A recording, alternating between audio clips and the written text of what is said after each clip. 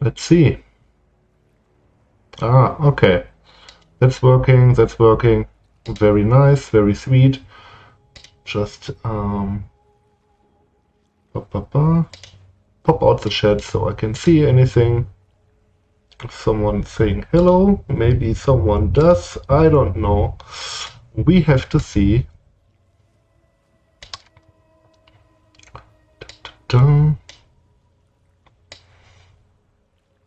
Got this one here, this one here. Okay, everything is set up. So I'm running some relatively easy content here. Leave. I'm running an Abyss strategy here. So the main thing here is those hordes with Abyss Carib of Edifies. That's kind of nice. I open those hordes automatically on this build, so it's less annoying than it usually is.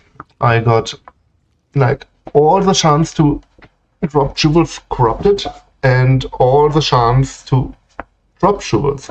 So I basically just farm Abyss jewels with the strategy.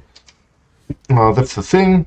In the meantime, it also grants a little bit of XP. Like it's not a maxed out XP thread, but still it's granting a little bit. Why not? And I dump everything in a dump tab, and I get like one row usually per map, something like that. So I made like 80 vines and some chaos from jewels in the meantime. But that's something you fill over time. That's the thing. You fill up 3 quad tabs and let it sit there for a week, and you always sell one here and one there, depending on what people need. Like I think one div is fine. After filling up the second one, I might reduce the price from one div to 100 chaos or something, and see where it leads me. That's a possibility as well. That's like yeah, 2/3 of a divine around that area.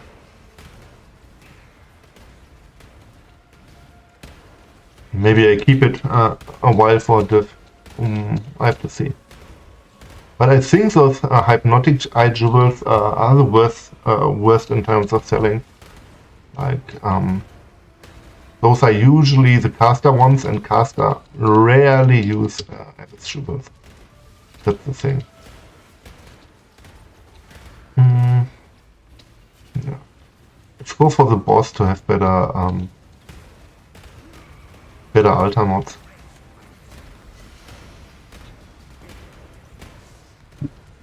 Yeah, I'm too lazy to sell idols at this point. Like you can be lucky with idols with some drops, but they don't sell like candy like early on.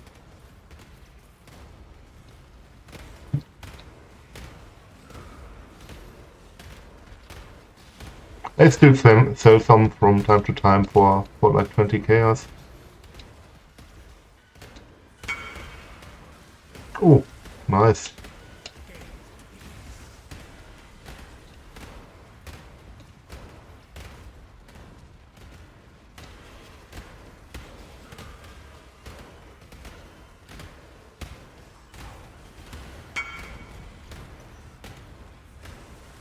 Yeah, here's another one I sell. Okay, let's quit this one for the moment. Want this.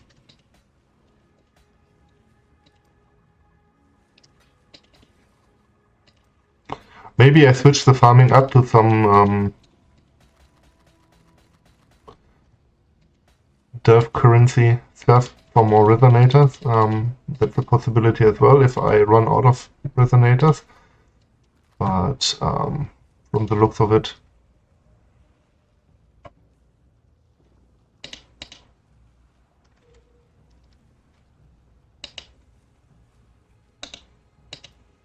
dude.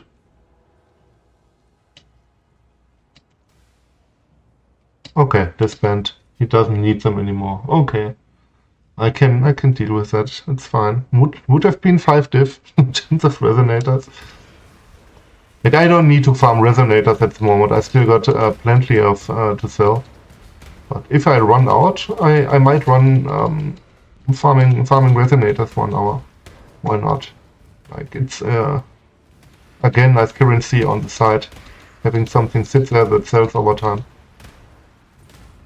Why not? I sold a lot of them in this day alone, especially for Chaos. I got some on sale for Chaos and Divine, depending on what people want to trade with.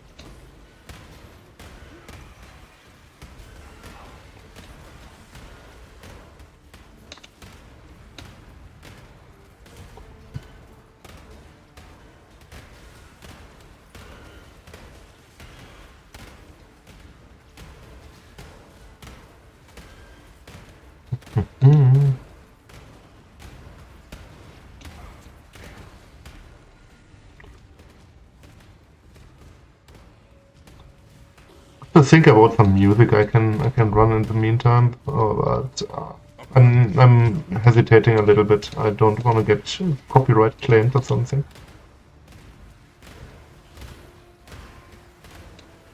Always an afterthought. Hey, a violet puzzle box from one of those chests. It's half a divine again. Like, I would say each map has at least one jewel that has the potential of being one biff. At least one of the jewels. Like, it always depends what people want. Yeah. And it's super chill, like... you don't need to speed around because, yeah, well, you just have to follow the Abyss Crack. And that's it.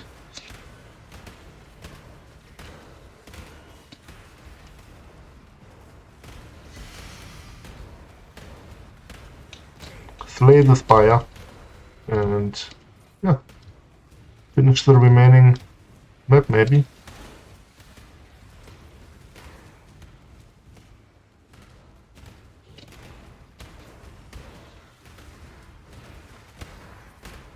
Not the biggest gold farm, that's another thing about this, but yeah. I'm happy with the farm so far. It works out really nice and the setup was relatively cheap.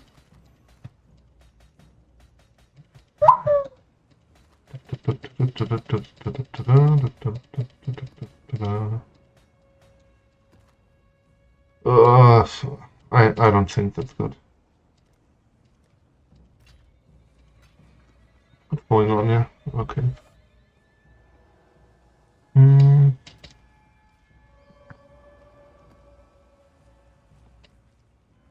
To see it should be five abysses usually. If I have even 100% chance for an abyss.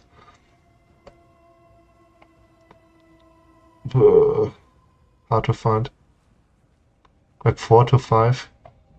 Sometimes some might be blocked. Always a possibility. There's too much stuff happening. Going on with my ship.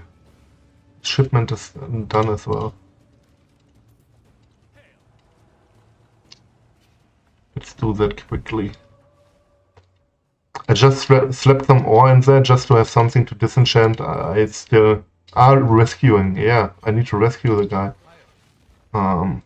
300k, wonderful. I can disenchant units. Finally. Let's slap something in here and run the captain. Up.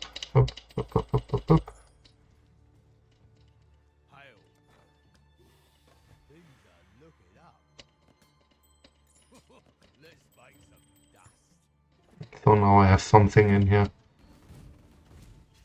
I forgot about the captain.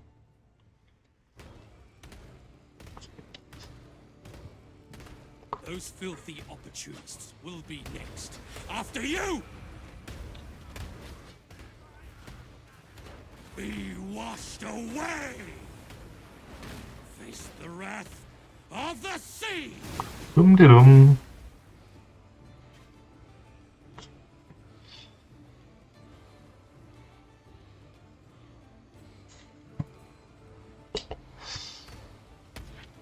sea.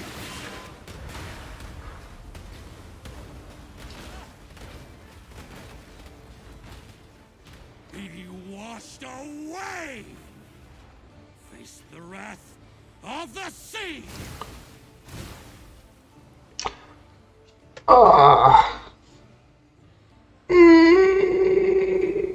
Just wait around.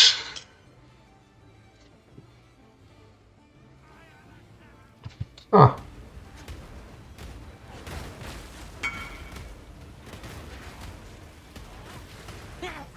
Delay of the sea. And another 100 resonator sold. Got my gold. Nice.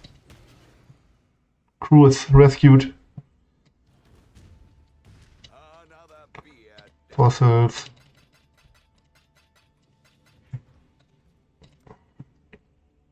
$100 for 78 chaos is fine.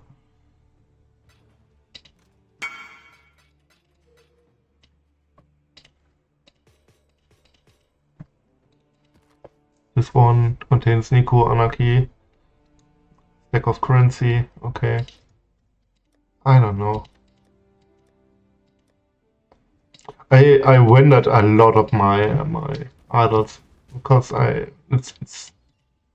it's so annoying not to have them. Let's get in here and render a little bit, or disenchant a little bit more. Got a few things in here. This one. Just slap something in here.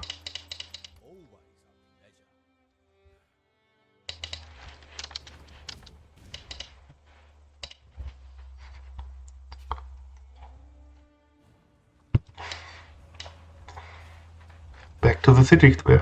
I like city square for Abyss, but I don't think it's the best one. I might switch to another map.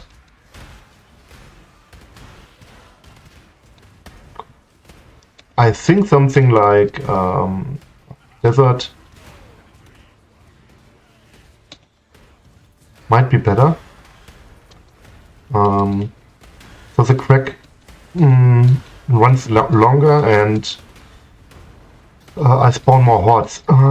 That's the thing. I think I could spawn more hordes on another map. But something like Strand is a little bit too linear for me. Like the backtracking is way more. So after this map, or after the next map, I changed the map layout. This one. Like desert. Let's go for a few desert map drops instead.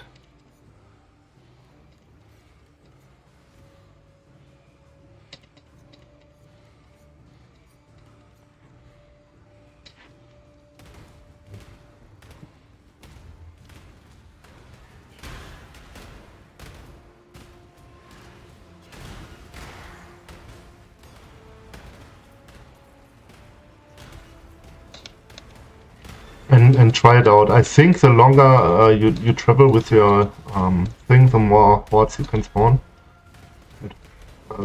That's usually very short here.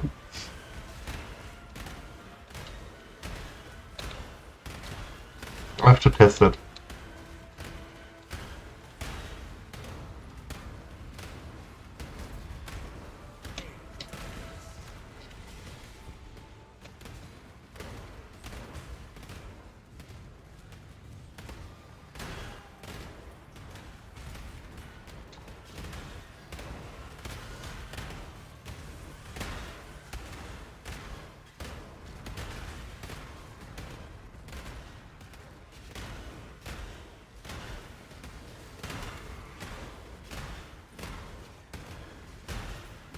That's a pretty good strategy for this build, I have to say.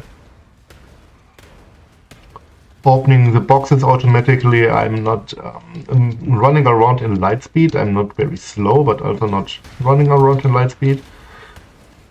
What works for that? It's this one.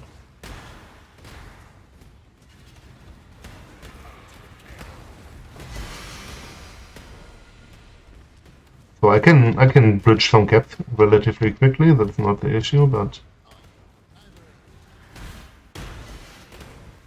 yeah, I need a Frostbank in here again.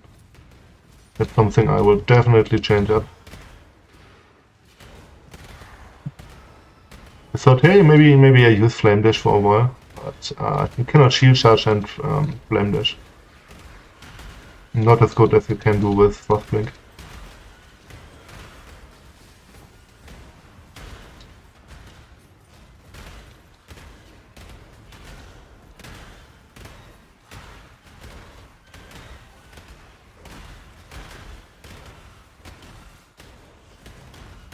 Hmm.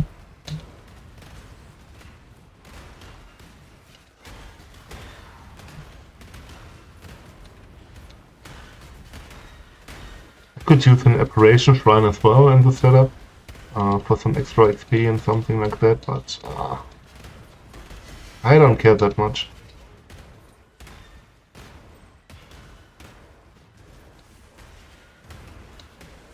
I'm here for the loot, that's the main thing. I want to make currency. And you can barely make any currency nowadays. Like having 5 to 6 mods jewels, those are basically uncraftable. You can have Abyss jewels with synth mods, but it's very, very expensive. So you could basically only drop them. So that's still a nice thing to sell. Inflation isn't that hard on those things. That was my thought process. Running this thread.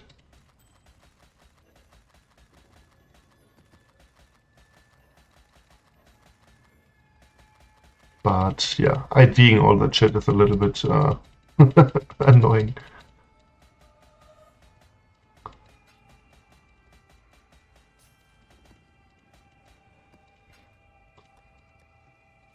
Whatever. Slap it in here.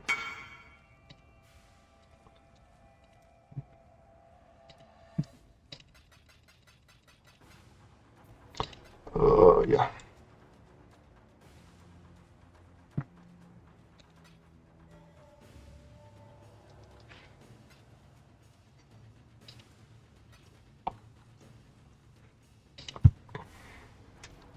Yeah, that's okay. I can deal with that.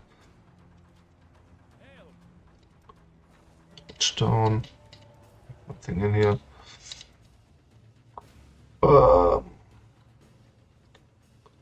Do I have some desert nuts? Desert spring, but no standard desert map. That's an alternative in here. That's kind of good. Dark forest might be okay for that thread. Channel not really. Cells not really. Those are kind of annoying. Maze definitely not. I want something pretty open where you can let it run, but also a little bit circular. Spider layer, spider forest. I mean, spider forest might be a thing. Let's try spider forest for a few maps.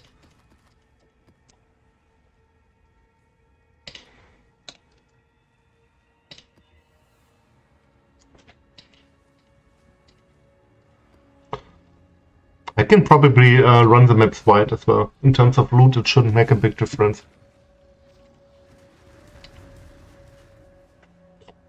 I don't think the hordes are really affected by rarity and quantity.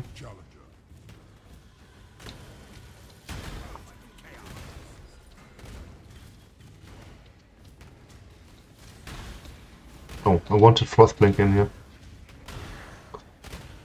I need to remember myself to add it in here.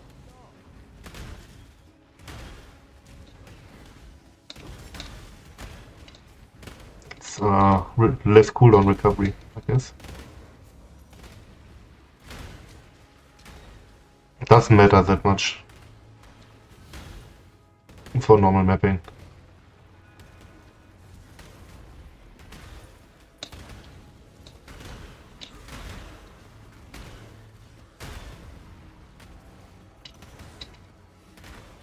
Yeah, it looks like it's traveling further in more open maps, and that's not the most open map. It's still better than City Square.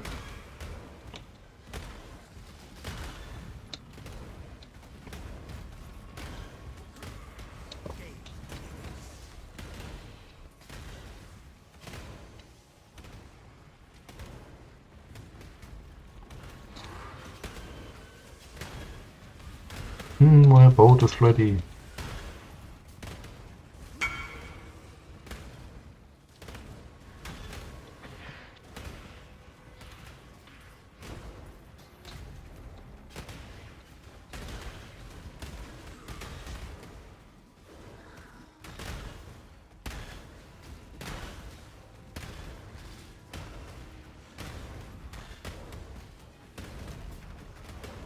Yeah, let's kill this one, and I can sell my stuff.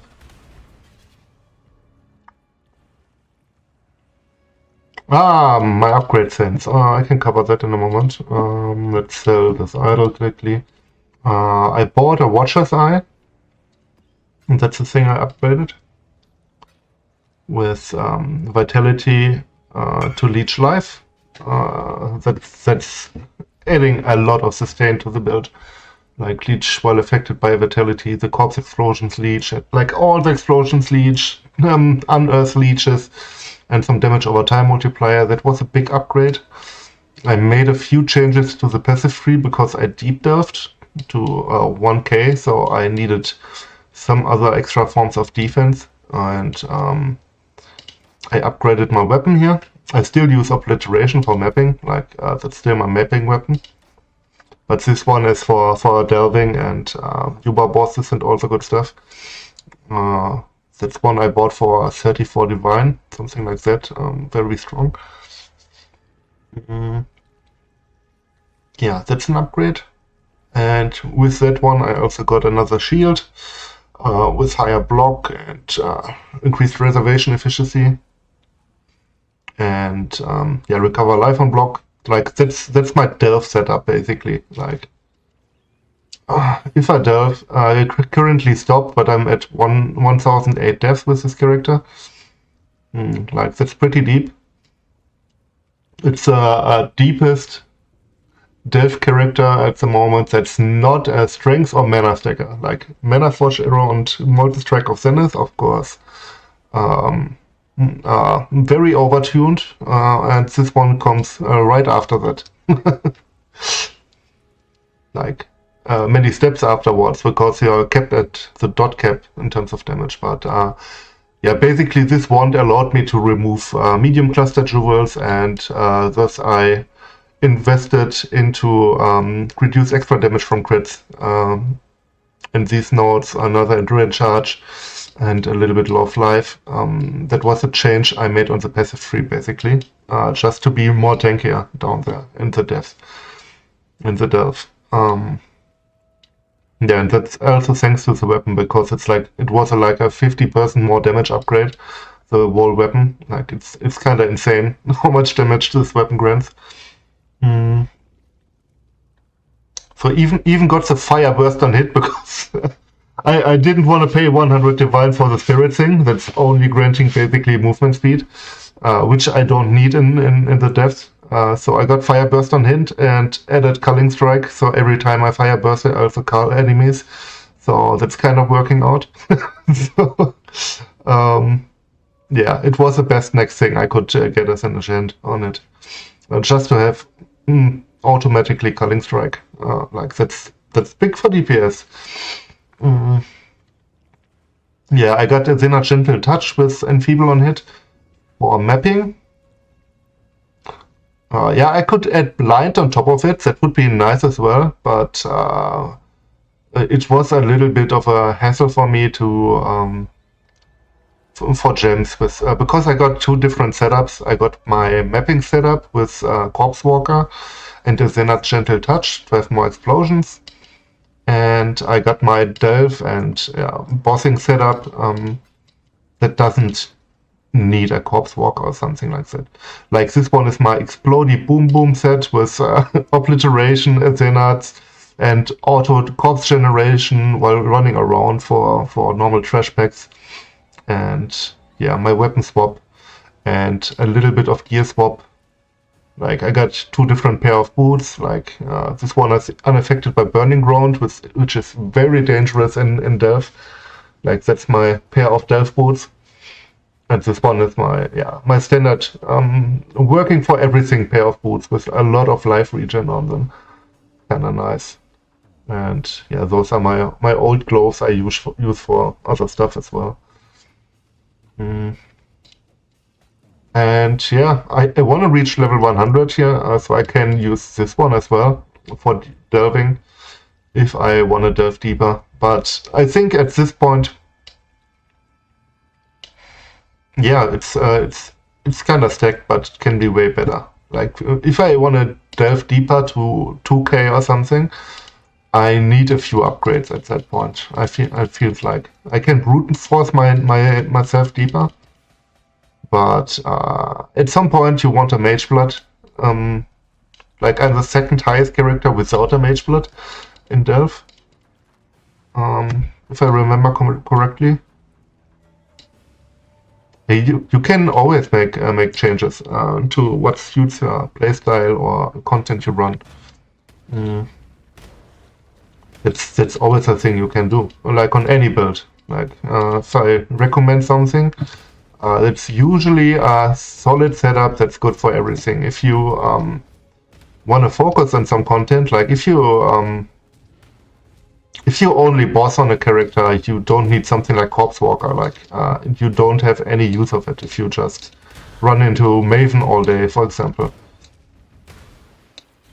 Yeah, it felt a little bit dicey with crits.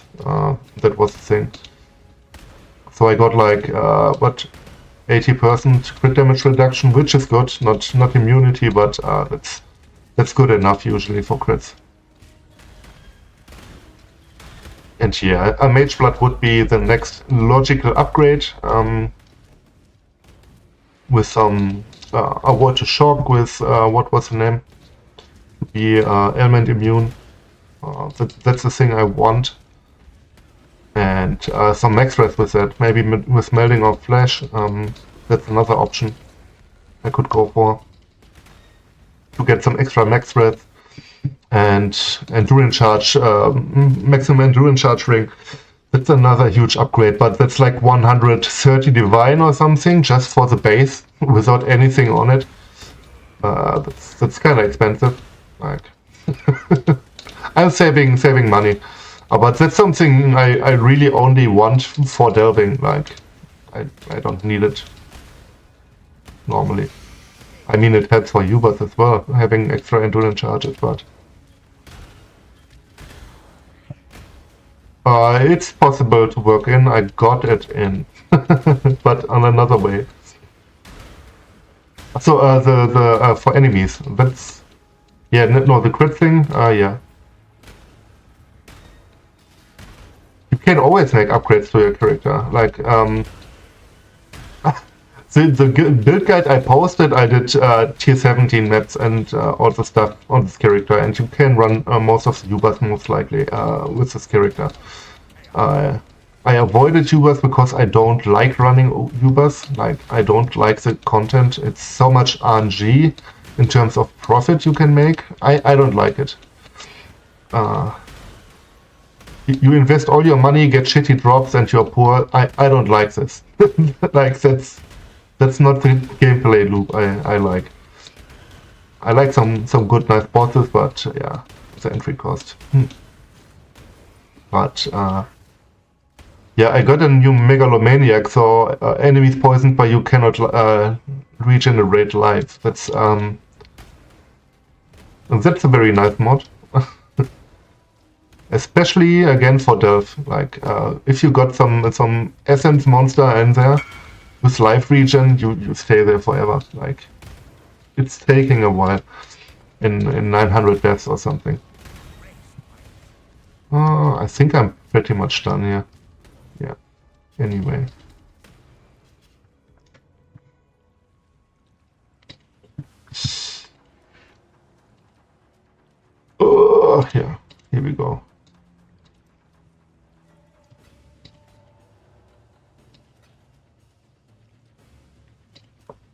Yeah, it's a jewel I basically just bought for delving. Like I I made a lot of changes because I enjoyed delving, and that's basically it.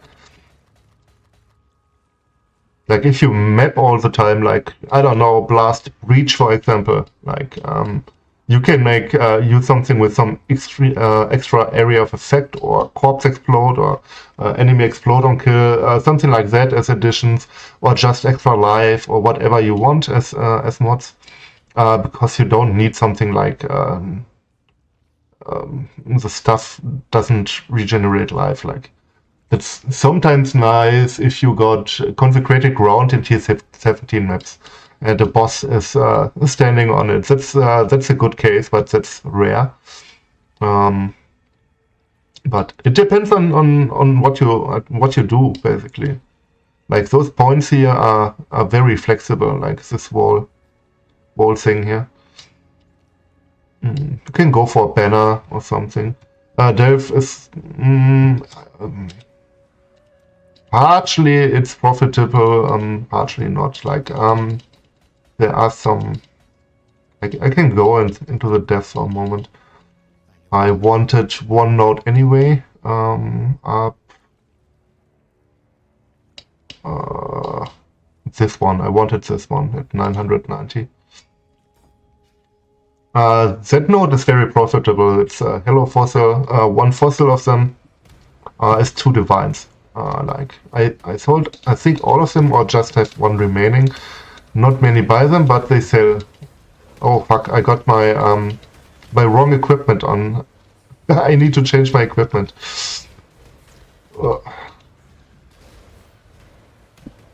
That's not good.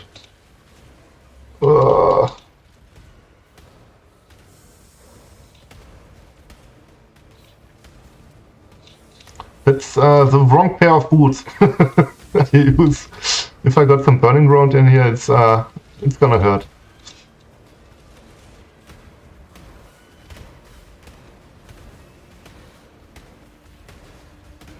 And flask as well. I usually switch out one flask because I can be stunned way more than in mapping. Like in mapping, I'm never stunned, but here in Delve, you can take huge hits and be stun locked in here. So I use a stun avoidance flask here. But usually it's not really profitable. You don't pay anything to run Delve, basically. It's no entry cost, basically.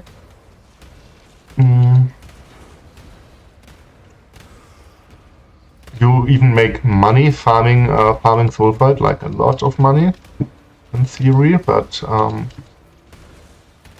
let's make a few changes.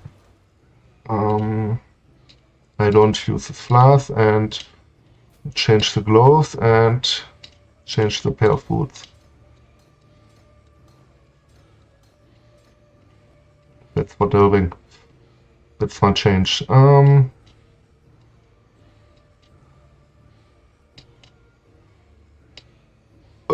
Here. Okay. That's better. Yeah, especially the recovery is very nice as well. Of course, always depends a little bit on the mods, and if I zone in, I need to Warcry once for my drill charges. That can be dangerous if you start with 0 or 1 minimum.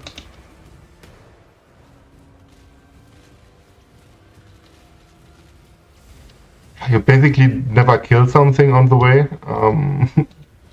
You want to reach the nodes, that's the thing. Just rush the nodes. Because there's no point in killing stuff. Like the loot is the same of rare monsters in maps.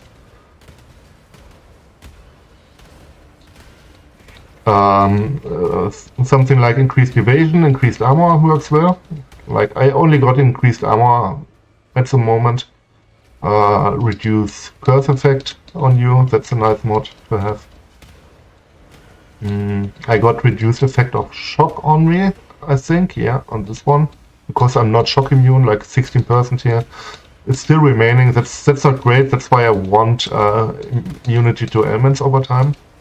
Like, it doesn't matter for pets, but in Delve, 16% increased damage taken is a little bit harsh. Like, that can hurt from time to time.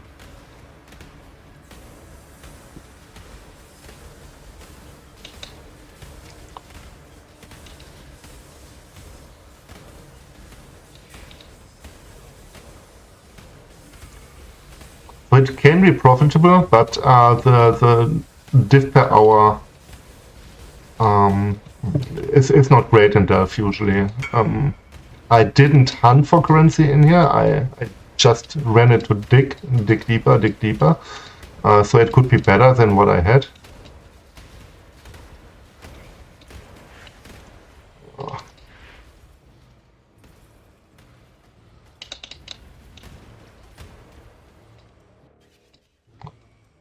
So if you hunt for specific fossils, for specific nodes, you can probably make a good amount of currency.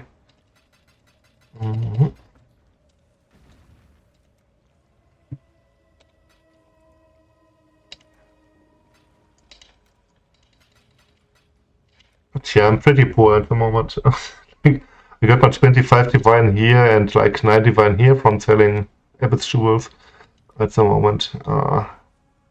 And I don't sell everything, like I have nothing on sale here in terms of fossils. I'm too lazy to sell some 2 chaos fossils and stuff like that. But I'm saving up, like I'm making my currency, that's not an issue. But let's dig deeper here into this node. Like Crystal Spire, those are the best nodes currently in there.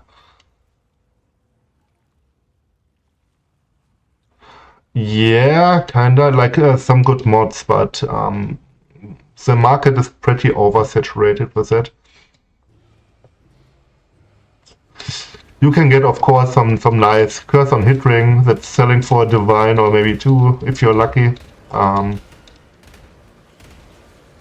Maybe someone buys a +1 Spectre chest or something to craft further. That's a possibility as well. People can do something with recombinators, etc. with that. Always an option. But I barely sold anything of those items. That's the thing. A few things, yes, but it's a lot of RNG involved. Like, that's my favorite node, because the Stygian Spire doesn't have any HP, basically. Like, it's dying very quickly. I'm dot capped, like, I cannot deal more damage, so that's another thing. At some point in the death. HP doesn't climb as well, but this one, Hollow Fossil, is like 2 divine. That's very easy. If I see something like a Spire on the map, most of the other things are not really worth anything. Not that much, like 20 chaos, 25 chaos, okay. Sure. Like the Smuggler stage is just random normal fossils. That's like 1, 2, 3 fossils. Like that's kind of annoying. You have to sell that stuff again, and I avoid it. Like I avoid most of them except. Yeah, I just dig deeper usually. Like I just went down. I didn't hunt for fossils. Like if I saw hollow fossil nodes, I went for them, of course. I got out of my way to pick one up because well, if you see 2 divine on your map, you run there and pick it up usually. Maybe I can find another somewhere. Can I search for it and highlight it? Like time. Yeah, I can. Fire. That's the thing. So you can search for it and find it that way a little bit better. Maybe I have somewhere. This one was a Crystal Spire. I got out of my way to pick it up.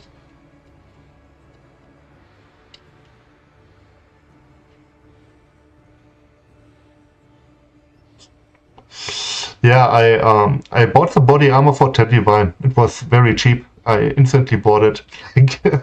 You can run temples and double corrupt yourself. It doesn't matter if it's +2 levels of projectiles or AoE, but it's an effort, definitely. I mean, you can have some alternative like +1 socketed gems and reduce crit damage taken. That's fine as well, or max res or something like that. Increased damage is fine as well. It's not as good for damage as +3 chest, but if you got something defensive, you are crit immune or something, that's kind of nice as well to have. Like, why not? This one is too diff. Let's go there. Why not?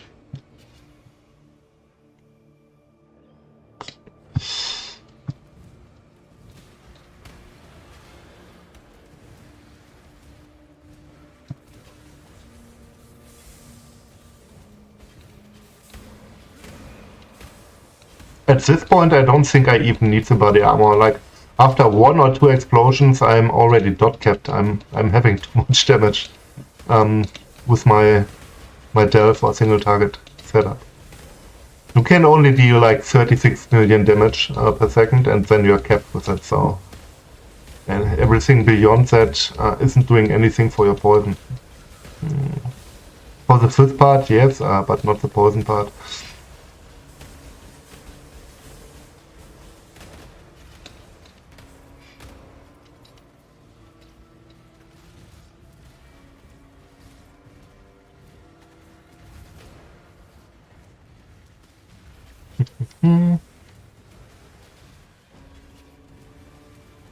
And the side areas, the walls are not really worth it as well.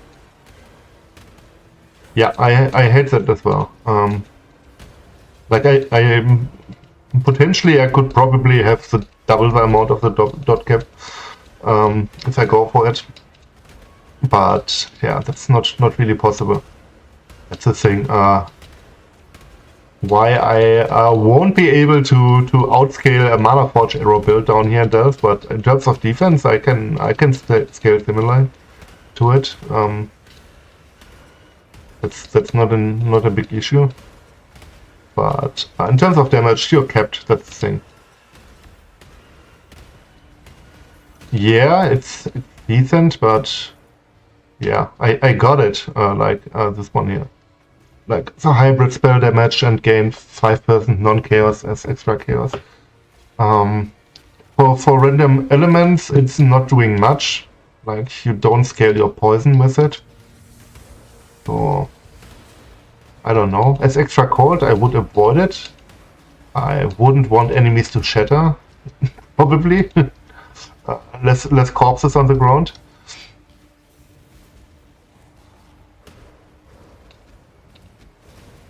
Yeah, it's a very nice one. Like the spell damage roll, I think a chaos damage roll would be better, but yeah, there was nothing really on the market with, like there was some stuff on the market, but on different bases. Like, got the cast speed base here, which is fine. The other ones were like Elemental Overload, which is doing literally nothing. That's kind of useless. So I got the cast speed, which is fine. I curse faster. That's okay. Not needed, but it's not a dead stat.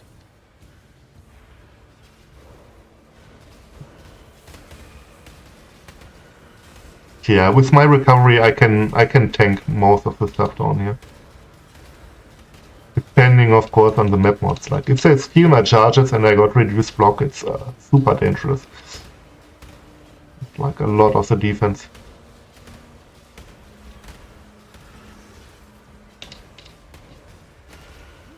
Okay, now I needed to move a little bit for whatever reason.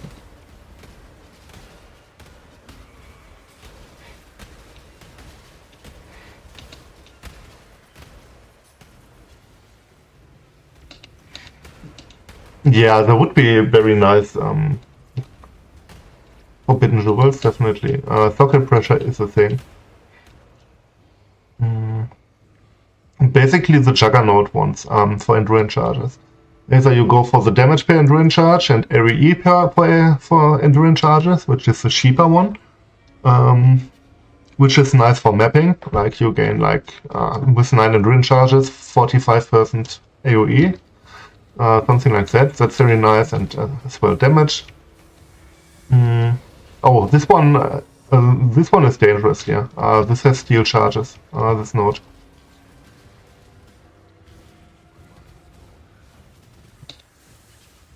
Yeah, I always pop down to 1 charge, so this might be very sketchy. The most dangerous node. Or of course course, extra elemental damage and physical damage reduction per endurance charge. That's a very nice one as well for delving or general defense, bossing, all the good stuff. Oh! I take the puzzle box with me. Oh! Like this note here is very dangerous. But it changed. It's no charge stealing anymore. So, lucky. I could avoid it.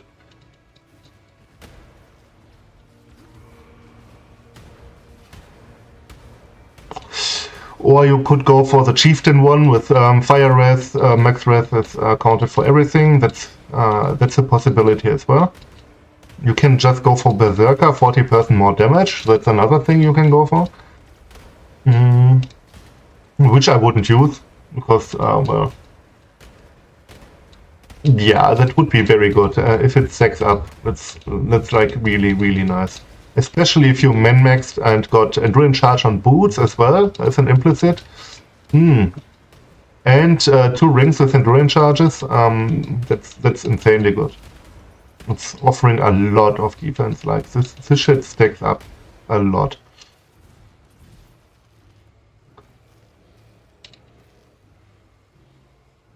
Yeah, so we got the Spire here. This one is too divine again. Like hollow fossils don't sell instantly, but they sell. I got like 9 or something up since this morning, and I sold everything over time. Most people just buy 1 or 2 and then move on. Yeah, there's another one. Maybe I can find another one. Oh yeah.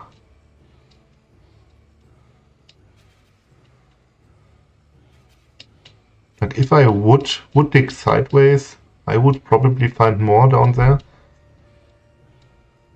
Here's another one, but I need to kill Owl. And this guy has less effect of curses and damage penetration, endurance charges.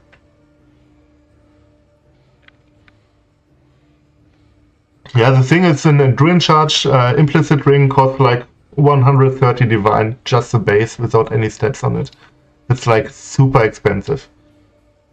Here's another one, but I need to pass around like forever just to get this node. Here's a hidden one. Here are 2 of them. Nice.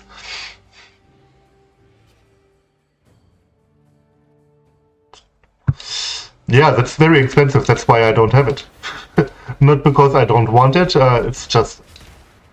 Yeah, boots, even boots are expensive, like for some shitty base, like 15 divine or something, that's like the last upgrade, that's like min-maxing territory. And the Juggernaut node, Flesh and Stone combi will most likely be 100 divine or something as well. Like... endurance charge stacking is very expensive because a lot of people play Ancestral Commander with yeah, endurance charge stacking in some way. Like everyone wants endurance charges on this stuff. Like the Tectonic Slam guys want that, or for Tectonic Slam. You just have to check the prices. I don't have every price in my mind, like changing daily, but it's usually very expensive. It's expensive every league anyway, but yeah. They're similar with endurance charges. Thanks to the popularity of this class, basically. Tectonic Slam and what's the name? General Scry builds. Like people use endurance charges with that. Maybe use Relacash with brutal charges as well.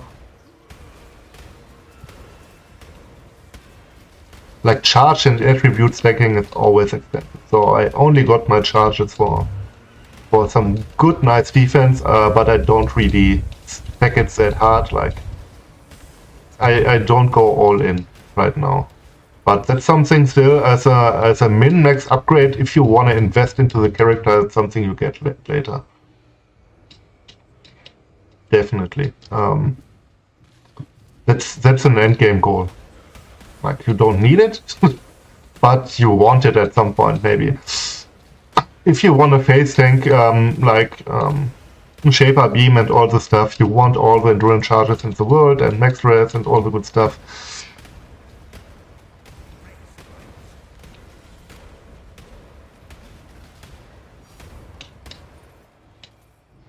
I think if I really min-max, I don't think the monster HP is climbing up anymore. It's kind of capped, except for some specific cases. So I think in terms of damage, I'm fine. It shouldn't be an issue. I at least didn't felt any monster HP increase after like 600 deaths. Except some Soul Eater mobs. I mean, you can just restart the node if there's some big Soul Eater. So the main thing is defense. And with defense, I think I can go down to 5k or something if I got everything maxed out. Like I think I can potentially go very, very deep.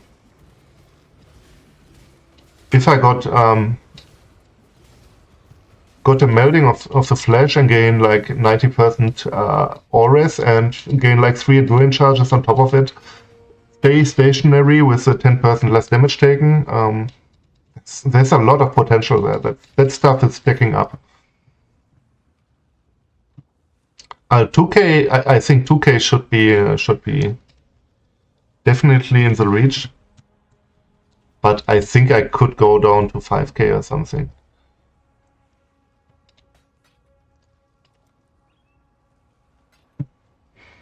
I mean, you need to just check the PoE ninja ladder.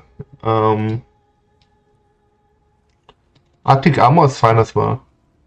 Yeah, sure. It's something I even haven't thought about using. If I check the thing here,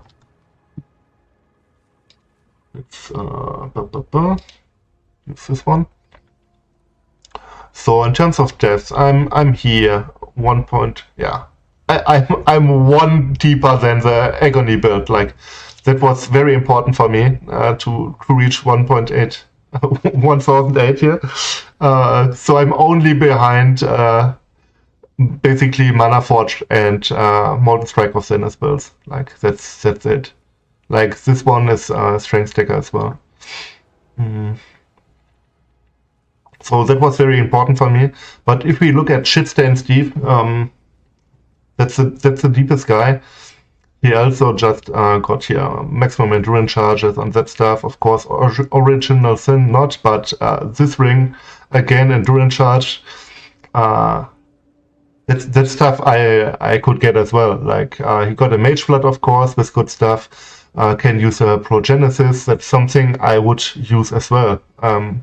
Like in terms of items, for defense, I would use similar stuff. Like that's the thing. He got the scaling for damage via strength. I got different scaling. Like it's of course worse because it's not basically unlimited, it's capped. But also you got here some undeniable, the Juggernaut thing, which would be a goal as well. And the natural affinity as well. Those are basically the same types of defenses. But he also got some elemental damage taken as fire damage on top of it. I don't know if it's really necessary. Like it's fine. Basically shifts everything, every cold and lightning damage to fire damage. I would go for the melding route to gain cold, lightning and fire risk from the highest. So different way to go for. But again, with melding, you need jewels with 2 max rest to something, stack those up. Like it's expensive to go that route. Yeah, basically thanks to all the conversion here, he doesn't need any cold or lightning rest from the looks of it. But yeah, it's mainly defense as well on this character. Like he has a good one, very good character, even in Ruin Charge on the weapon. And Ruin Charge stacking is it's very, very good.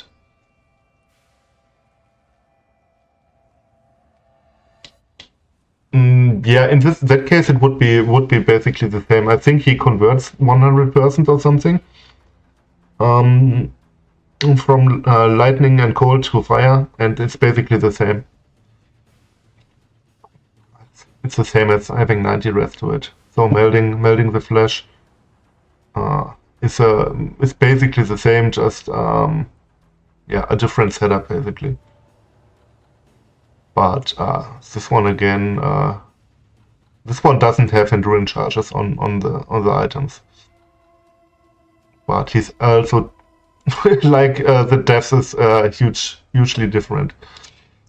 If we take the mage blood out here, yeah, I'm pretty much top 3 with my character without a mage blood, and the other 2 above me are again strength stacker, molten strike of Zenith. It's basically the same build all the time.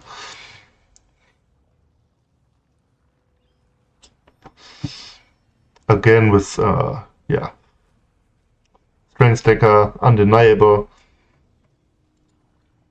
But yeah, those items are relatively expensive. Oops, that's the wrong one.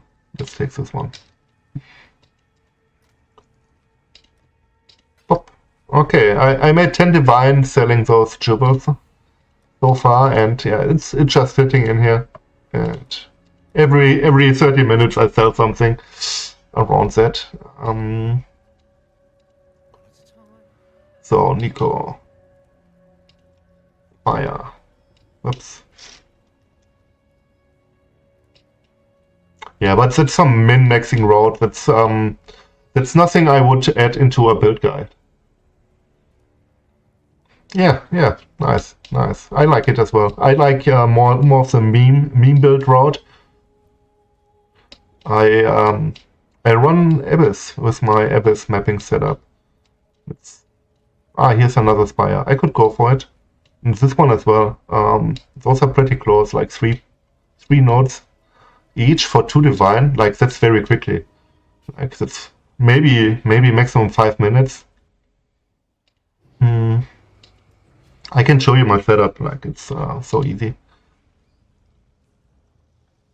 Like let's run one. I got 4 times Abyss Jewel found in Abyssal Troves and stuff like that. I have 25% chance to be corrupted and I have 5 or 6 random mods.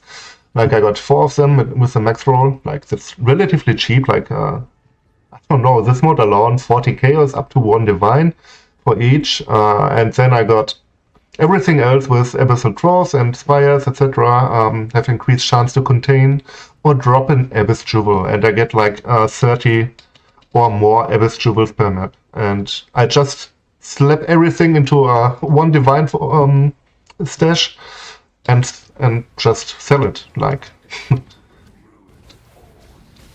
that's the idea. So there are some with my Scarabs. I got the hordes that are also spawning and dropping Abyss Jewels.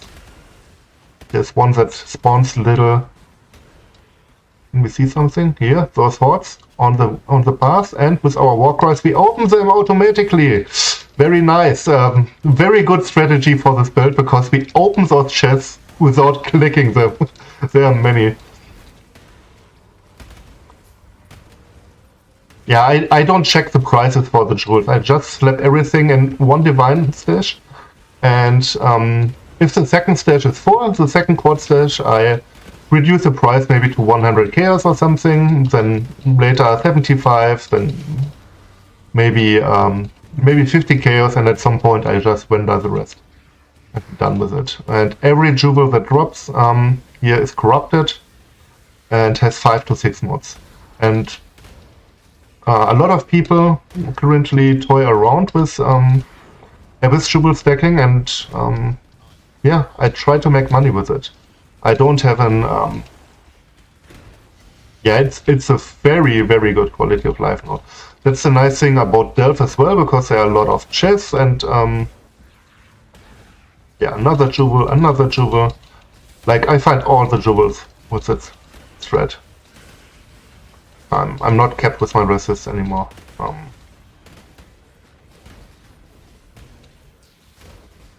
Oh, this one. Another jewel.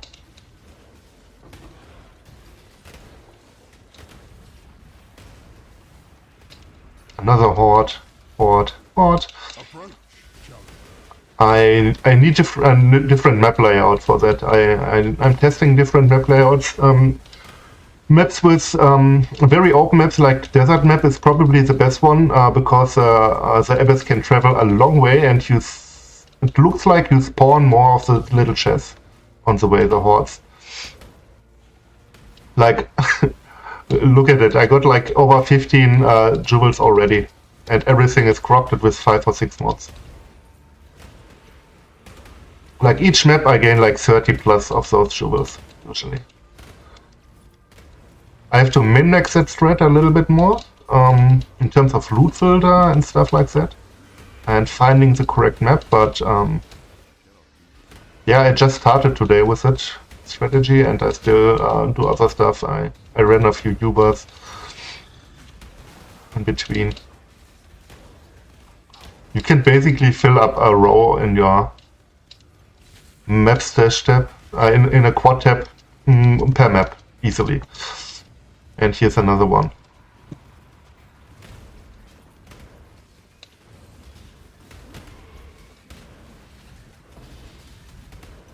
So, what am I resist? Oh, 44 lightning and 56 gold. Yeah. Oh, and I got, yeah, that was the altar that reduces resist. Not really worth it.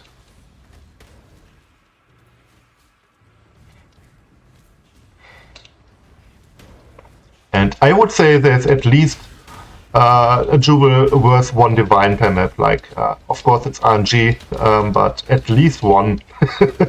Like, there has to be 1 with some life and 3 damage mods and maybe some phasing on kill or something like that. Or minion ones with life and minion damage if you use a minion skill, and high physical damage, something like that. I don't go over everything. Like, if I check every jewel and price check every jewel, I would never enter a map again. Like, I just slap it in a 1 divine tab and sell it like it is. That's the thing. The setup was relatively cheap. I had some of them, the mods in my stash. The chance for jewels, I don't have perfect rolls on everything. Like, it's 15% to 25%. I got many with lower rolls. Yeah, I don't like the pain of sorting all the stuff. I think that those are all of them.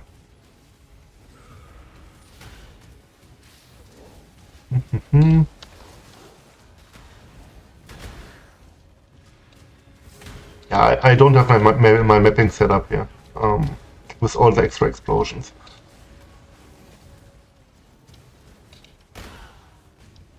But yeah, you don't have to, you just farm the Abyss cracks, basically, that's the idea.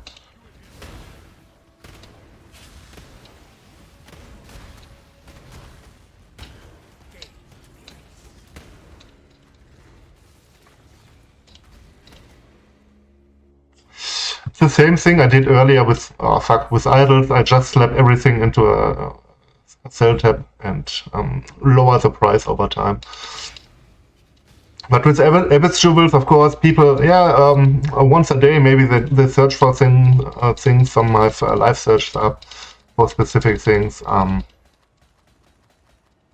it can take a while selling many of them, but usually every 20-30 minutes I sell one for a divine, and it's a currency over time. If I have everything full, I maybe change the mapping strategy again, and I have that as a passive income strategy, like for my currency. That's the idea behind it.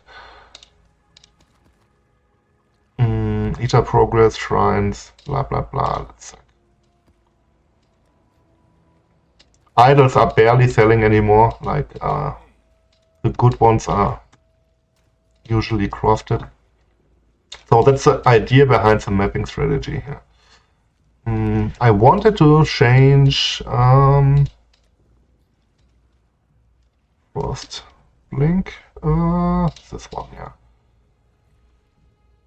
I don't like flame dash with shield charge. Okay, I got this one. Add a little bit of gold in here.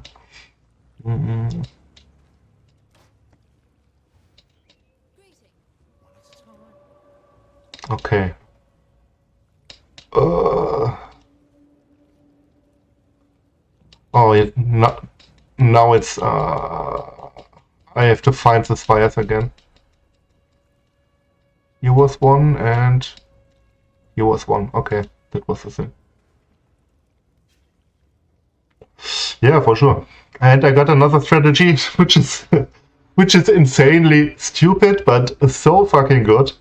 Let's go over that one quickly. It's so ridiculous.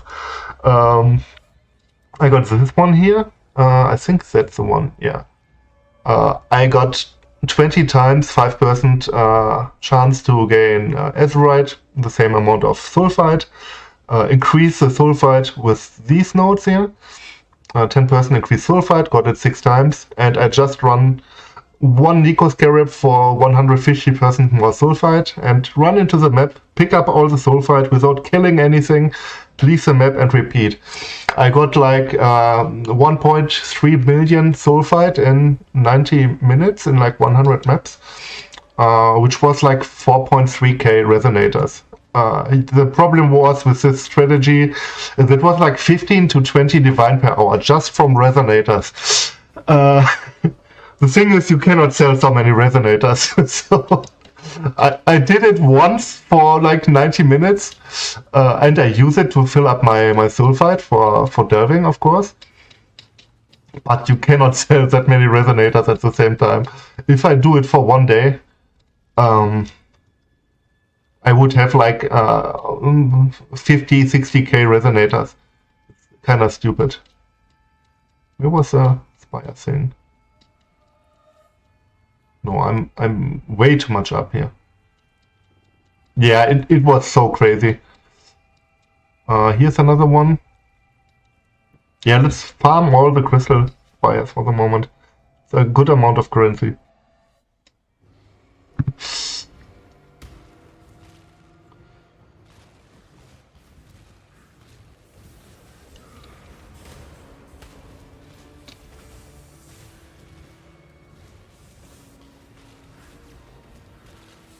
And you have your delve thing always updated as well. Like, I run 2 maps, I can upgrade the darkness resistance, etc. instantly from 0 or minus values to maximum. Because it's so much.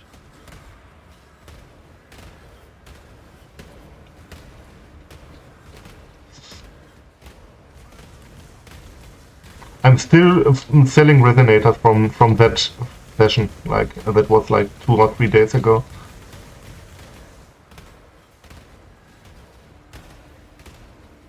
Some for chaos, some for divine. When I dumped all my resonators on the market, I had you saw on PoE trade a dip in price. Like, you saw the effect of my dumping of resonators. Yeah, I mean it's a nice thing if you want to delve anyway. If you're interested in that. Like I said, those crystal spires are worth something, definitely worth farming. It's happening after deaths like 400, 300, 400. It's like 2 divine each, but if you just dig deeper, you don't make currency in the meantime. Like digging down to 1k, I could probably farm with other strategies a mage blood in the meantime. Like, it's more for testing the character out for me. To send a message like that. That this build is pretty fine for everything, like even deep delving. It was more of an ego thing to delve deep on this character for me.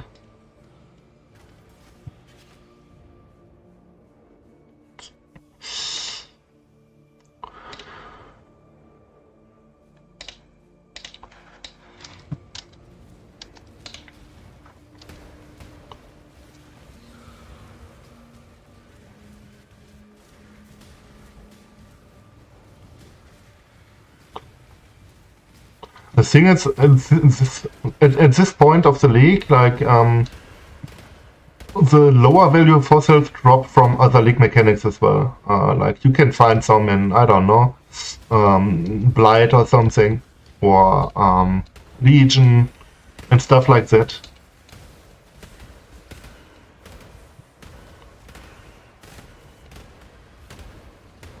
At this point, I would only go for defense because I'm dot capped. Like I don't need more damage.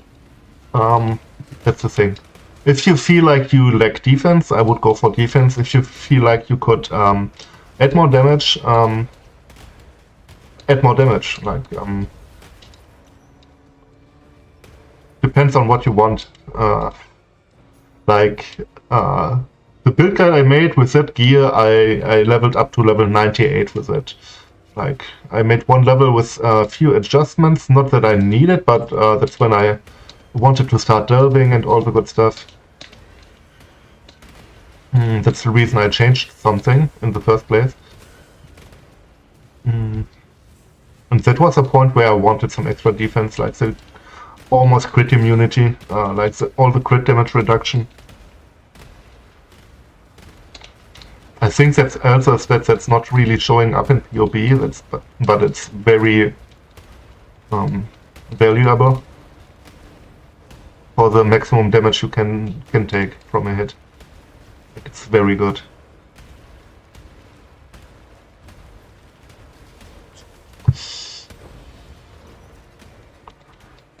If you have something similar like my guide PoE, that can carry you easily to level 100 if you want. Like it, if you got it on similar values, you got enough defense for mapping, etc. Maybe you die 1 or 2 times on a tier 17 boss, depending on the map mods and how well you play them. Of course, that cannot be always the case with those bosses, but. Yeah, the side areas are not really worth it. Like a Scorching Fossil, it's like 1 chaos. Okay. Another Fossil, Prismatic. I have found a single Divine Orb in 1k deaths inside side rooms with walls, etc. Most of the time it's only shit in there.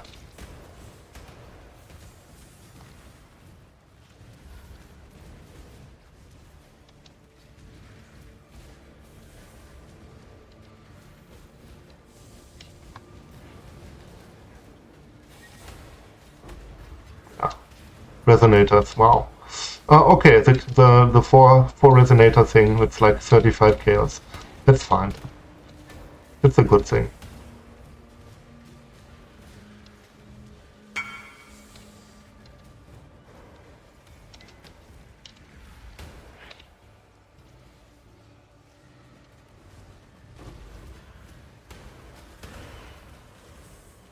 Oh, it's a long path. And another hollow fossil. Yeah, it's a huge difference here in terms of the damage dealt. With like 430 deaths, like that's a huge difference.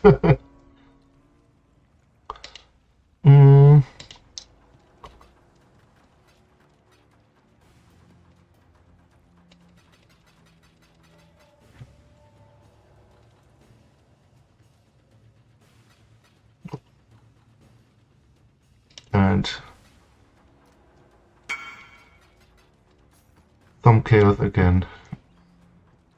Oh, I don't even sell them at the moment. 2 divine each, that's like 12 divine worth of hollow fossils again. Like, that's the good part about that. Maybe... I don't know. It's,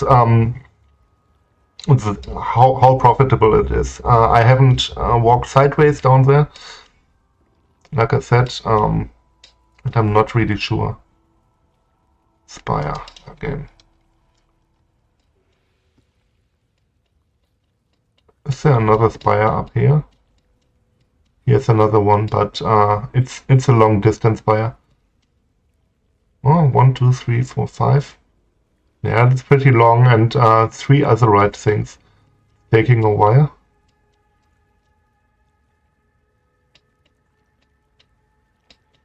I mean, the deeper you go, the more of them you can find. Let's go for this one.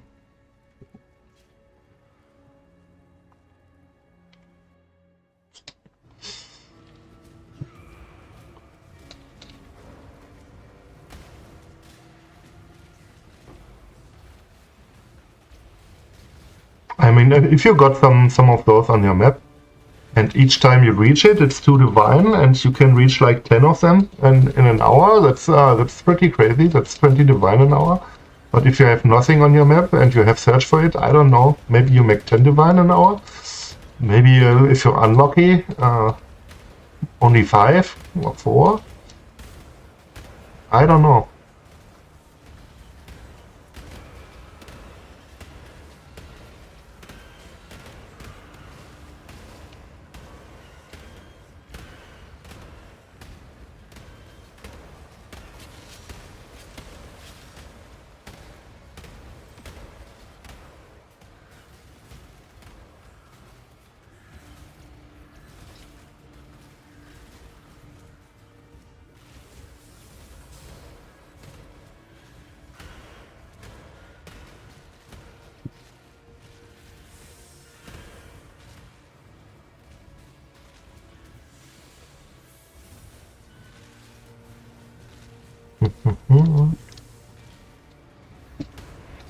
Yeah, it's I mean, it's fun to challenge your character. That's the main reason for me. Like, just for some little bragging rights. Like, wow, this build made it to 1k deaths. Very nice, very good. nice advertisement for the build. Basically, it can do some stuff like that. That's a cool thing. And yeah, it's a different gameplay loop. Yeah, that's a fun thing about it as well.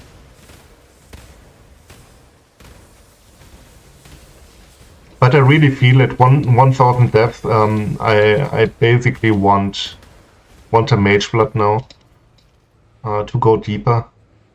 No, I'm running out of sulfite.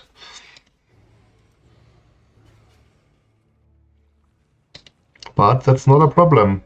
We just need 4 to 5 maps, depending on the amount of rolls. We need Nico, those things. Nico is just quantity. That's all you need on the setup. Let's go for it. Like 4 maps and I'm done. I got like 100 what? 56k. Quickly buy some. It's like 500 resonators. Yeah, 500 resonators.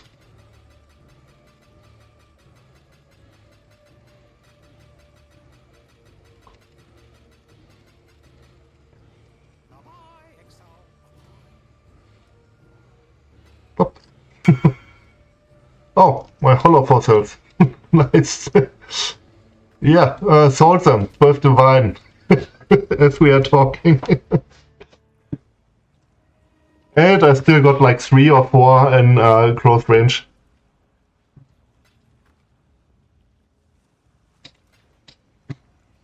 I made them while we were talking, basically.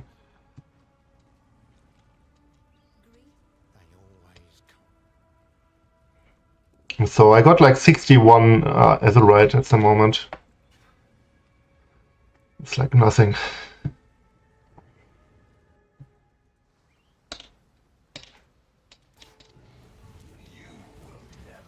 And now I just run into the map.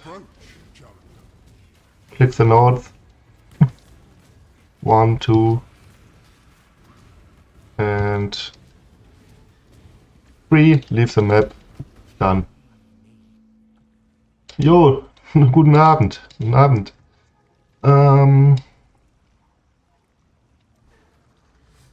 And the next one. And else on top got double progress with Eater of Worlds. So every time I do it, I gain 2 progress of it, which yeah, it's basically the map cost and scarab cost. Last time I checked, it was like 90 chaos for a full thing. That's like 14 maps.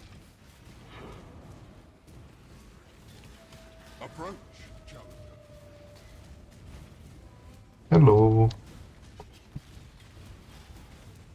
Ah, da.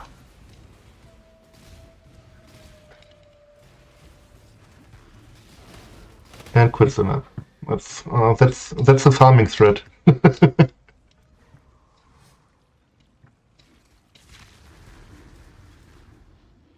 I mean, if I have Corpse Walker equipped as well, I explode stuff and kill some mobs on the way as well. I made basically with this farm, I made a level just from Corpse Walker and stuff dying passively, like just rushing those Azerite things. That was it. That's the whole farming thread.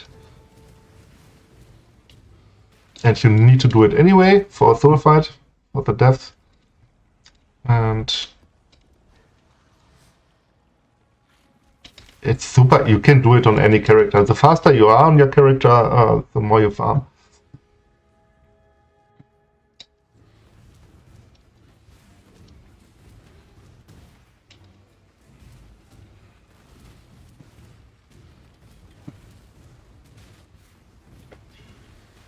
So every 14th map you get a full invitation for Eater of Worlds. Or Searing Exarch, depending on what you use, but I think Eater of Worlds is a better one. So we got 50k Azerite after 4 maps. That's like 100, yeah, it's almost 200 resonators again. 60k 200, like 160 resonators. Yeah, that's almost a divine. Like I sell for 220 a divine. It's like 4 maps just picking up that shit. The problem is, if you have too many, you cannot sell all of them. That's the thing. So it's limited in terms of yeah, selling potential. So now I can go for it. I could almost run another map to have full soul fight.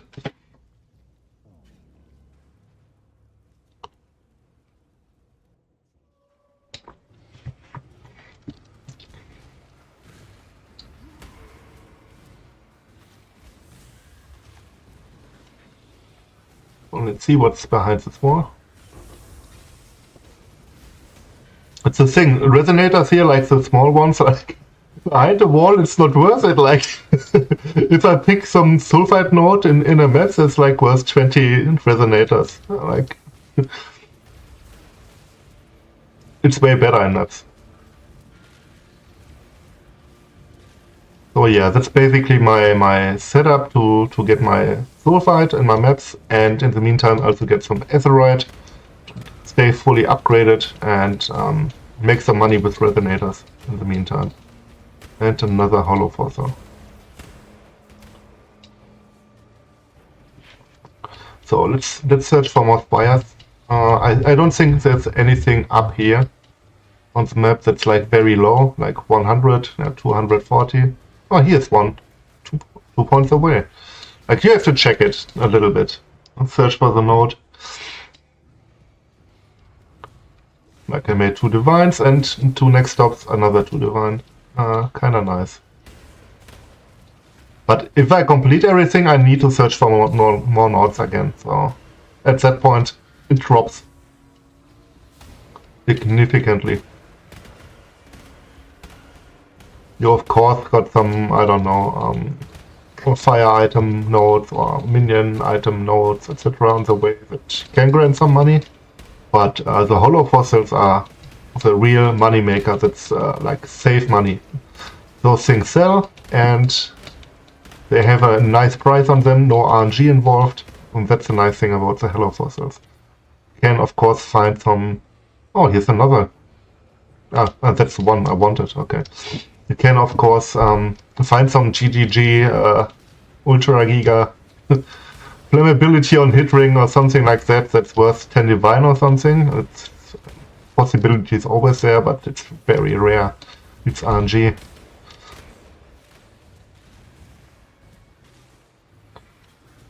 But hollow fossils are not RNG.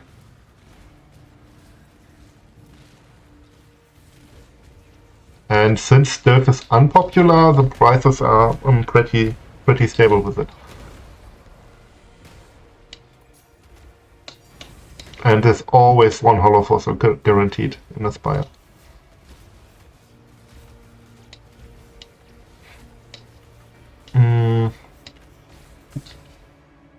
For Delve, you got 2 stats. One is the sulfide veins and chests in your maps have a chance to contain an equal amount of azurite. You want 5% on that one. And I checked for double 2 nodes. I wanted the ETA progress as well, the line below that. But just for azurite, you only want the 1 mod. That's it. It's like 5 chaos or something on trade. If you check idols. You want 5%, you have to search for 5%. The roll range is like 3 to 5. You want the max roll, so you only need 20 of them. So you want 20 of the minor idols. So you every time you pick one up, you get the same amount of sulfide as azurite. So that's the thing. And then you want 6 of them with sulfide veins and chests in your maps contain 10% increased sulfide. So it's. Yeah, with this we got 100% chance to gain azurite, and this one increases the sulfide. And this Carib, you always have Nico, you don't need any Nico chance or something like that, and you gain 150% more sulfide. So the increased and multiplied stack together, that's very nice. And yeah, that's all you need, like those stats. And I min-maxed around a little bit with the ETA of world progress. I got 100% chance as well. So I always gain sweeping invitations here, which are currently around 100 chaos worth of it. Like every 14 maps, you don't need to kill a boss, except for the last map. You gain an invitation worth of 100 chaos on top of it, like a bonus. So, yeah, I got a few of them. But I didn't run the strategy a lot in the past. So.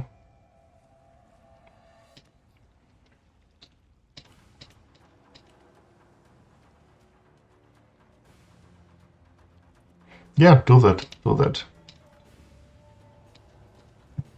You can, of course, increase your sulfide per map, but you cannot stack it up with the azurite. And the azurite basically, are free resonators and upgrades for your delve and all the good stuff. That's something you want. No problem.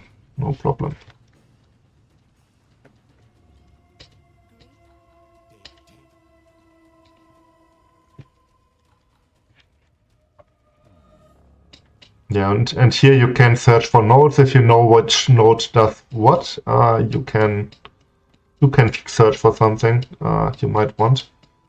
I don't think there's any fossil nodes up here. Like that's like 100 deaths, like nothing. It doesn't exist at this point. After 150 or something, you can find fossil nodes, but most of them are not that great. Like.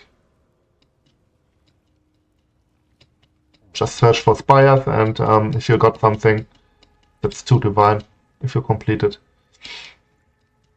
Very easy. This one is hidden. It might be taking a while. This one was relatively close. I think I can go for this one as well. Yeah. Like Time Lost Cavern, that's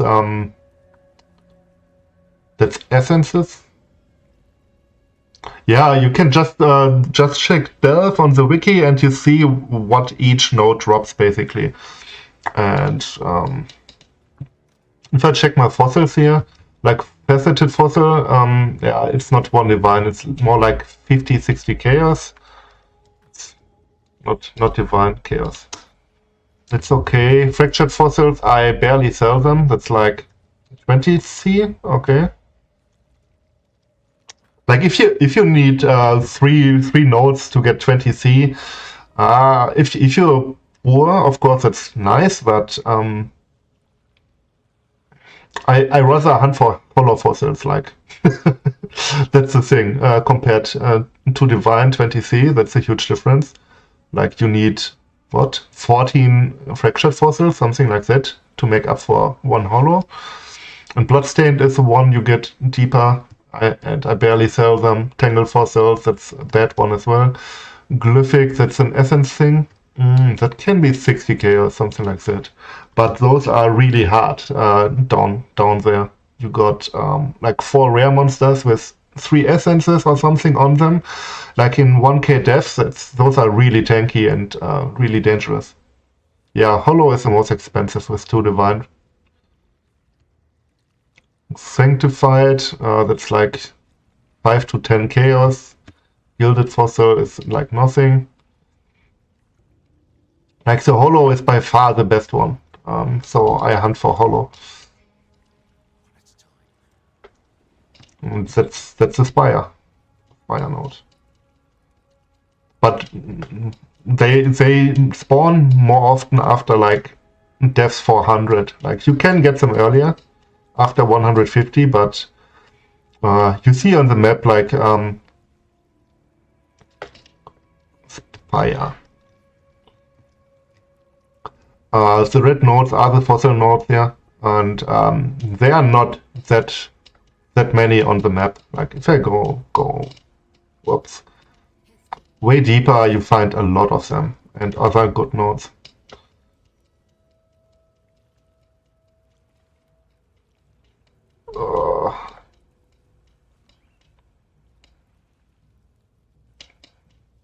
This one was hidden. I wanted this one next.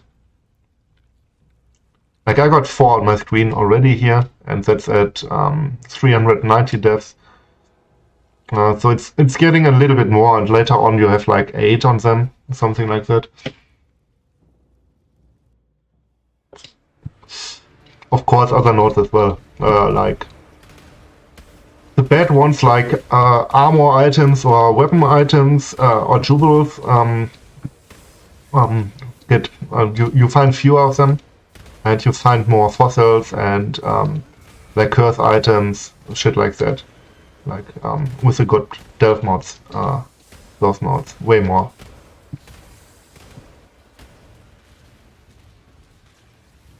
The deeper you go, like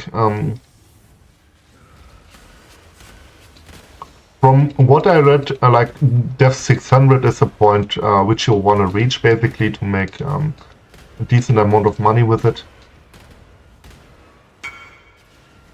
And again, 2 hollow fossils basically sold.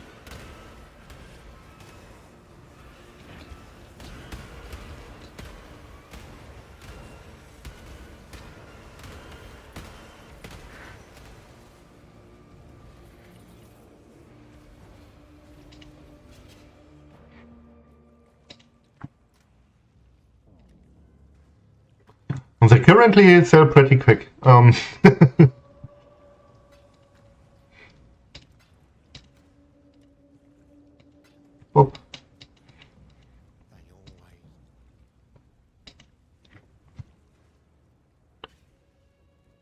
I made 18 divine, I think, in fossils since you are here. I farmed all the fossils. It's I think I sold 9 of them and farmed 9 of them. But they were on my map. Like I just rolled around. Okay, that's 2 or 3 nodes away. Just go for it. And that's like under an hour. But I had them on my map. Like if I completed everything, I need to search in the darkness again to find some. That's the thing. And then the profit goes down. Like maybe 10 divine an hour or something. Realistically. Yeah, and I talked a lot, showed my map device and all the good stuff. I'm not farming efficiently here.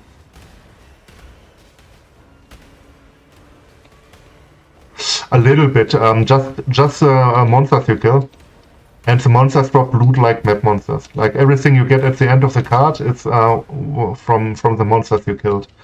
Like it's not worth anything going for rarity. Like I skip the monsters because the money comes from finishing the zone basically.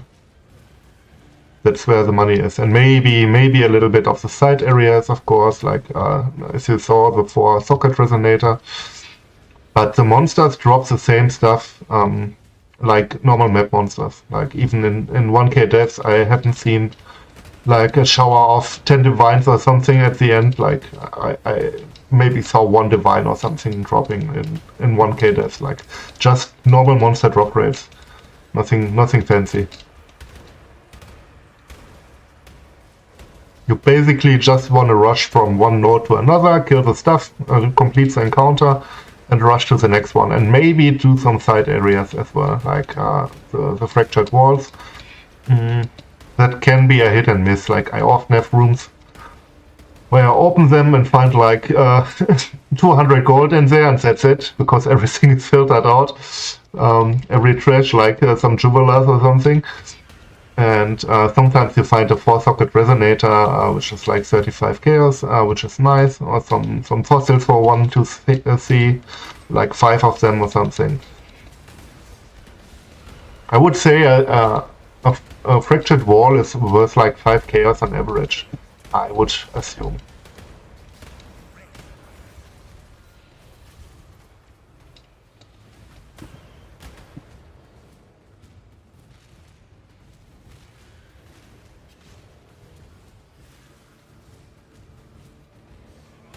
Yeah, if you rush it, you can increase your gold per hour definitely.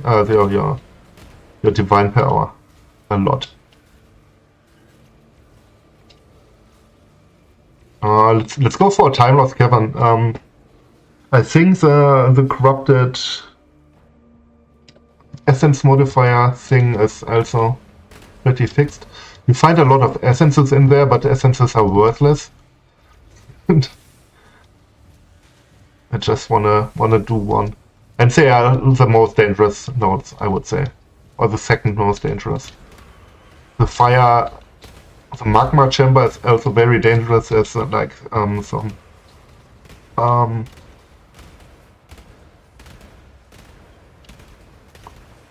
the name? The labyrinth dog thing. Argus, some Argus type bosses in there. And that guy just auto attack one slaps me. Like, I can face tank 1,000 deaths thing and barely move, like depending on the mods of course. But that dude just backhand slaps me once and I'm on the ground. It's insane. Very dangerous, like that guy. I avoid him. I don't run it. It's barely worth it.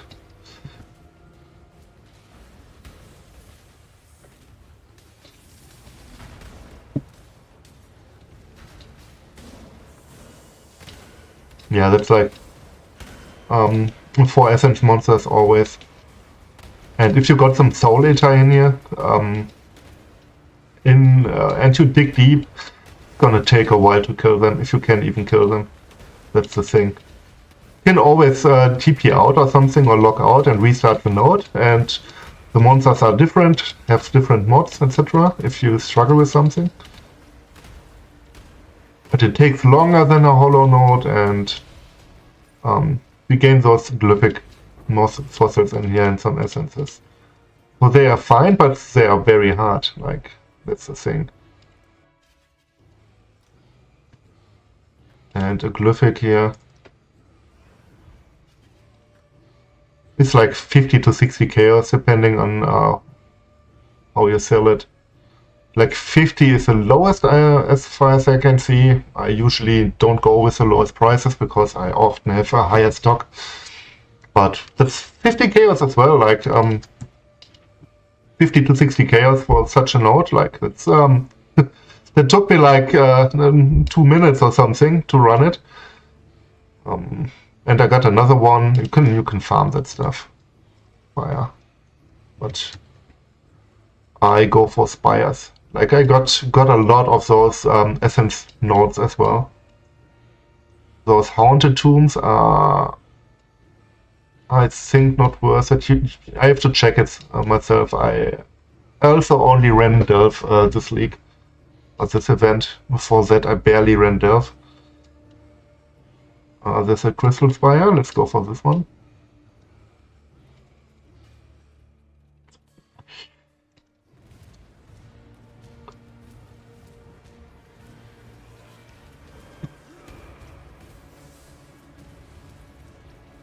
And while you hunt for crystal spires, often you find another one on the map again. Always nice as well.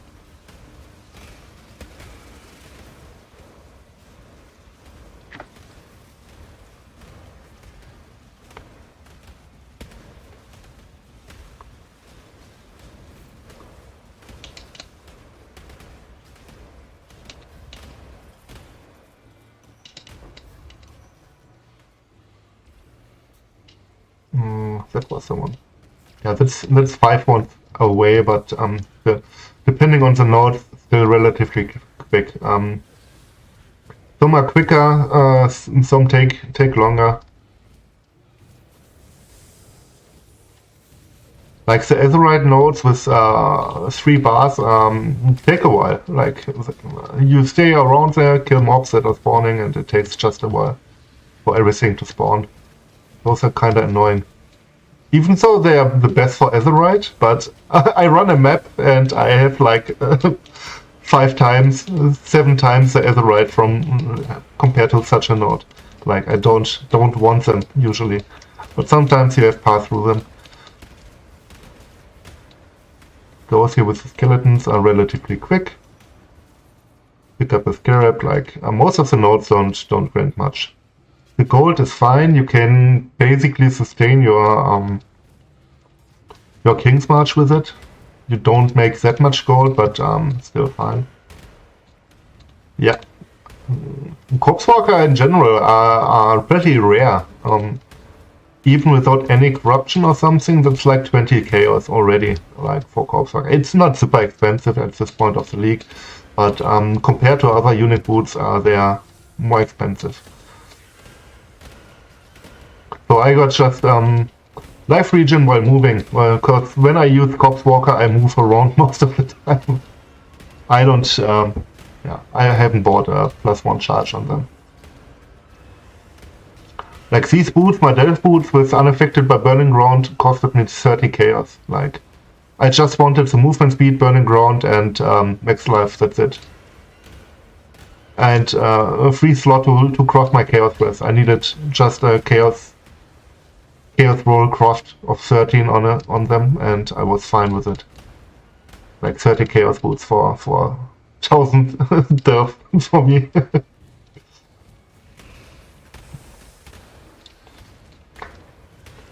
The thing is with bosses in these regions, like 300 to 500, it's fine to do bosses for me. But at 1k deaths, like it's not worth entering a boss room. You have always a possibility to get one-shot by some ability, and they take so long if you're dot capped. Like they have so much HP. It's fucking annoying. It takes like 5 minutes to kill a boss, and then you might get one-shot by Owl or something with an ability. Which you should be able to dodge usually, but sometimes you make a mistake and you have to do it again. I don't run bosses down there.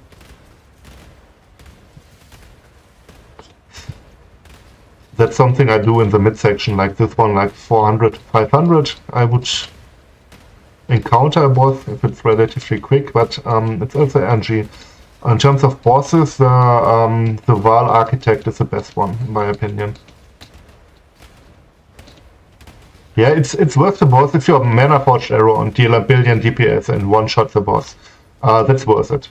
You can go for it, of course, but such a build costs multiple mirrors, so yeah. But the Architect is the best one because he can relatively often drop the fragment for what's its name?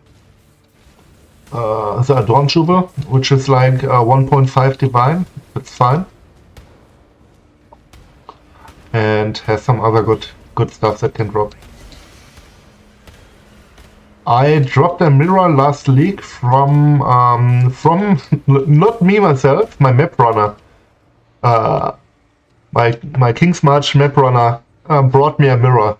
That was my first mirror in 12 years of playing this game from map runners in King's March. I was pretty happy.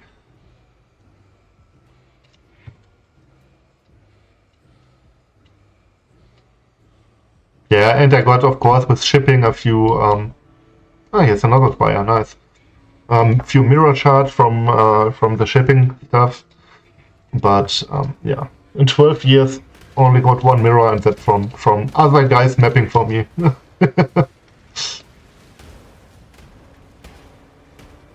Yeah, the mirror was basically in the end useless for me because I planned some life stacking build with it, and the mirror was still too low of an investment. I bought a Nemesis and a Mage Blood with it, and basically the mirror was gone with the prices at that point, and yeah, invested multiple divines in the rest of the year, but it was underwhelming compared to my other builds I used at the point. Like, it was pretty shit. Even with a mirror invested, it was worse than my build that costed me like 100 divine total. Yeah, maybe a little bit more. I invested more into the character. But that was an Animate Guardian Chains of Command build, which was pretty crazy.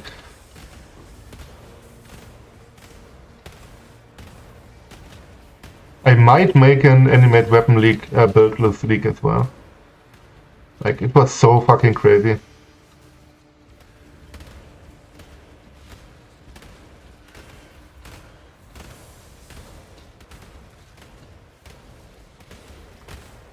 But that one was stronger than the yeah, 1.5 mirror life stacking build for me.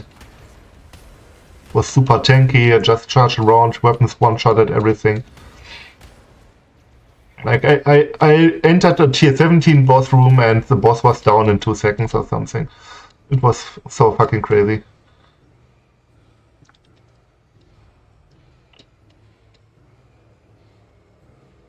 Yeah, I don't have videos of that anymore, that's the thing. But the biggest, I basically used a rare sword, a two-handed sword. I crafted it myself with crit, attack speed, and 3 elemental damage rolls. I used benchcraft to have like 100% increased elemental damage with the weapon. And like every animated weapon had this weapon with Chains of Command. Which was already crazy, and I used base type from Heist, which ignores enemy monster resistances, so on crit. So I got them up to 100% crit, like 98.5%, something like that. My animated weapons, so they ignored the enemy monster resists all the time. So. Yeah, critted all the time, froze, shattered, shocked all of the time. Was pretty insane. And then I added Pyroclast Mine of Sabotage.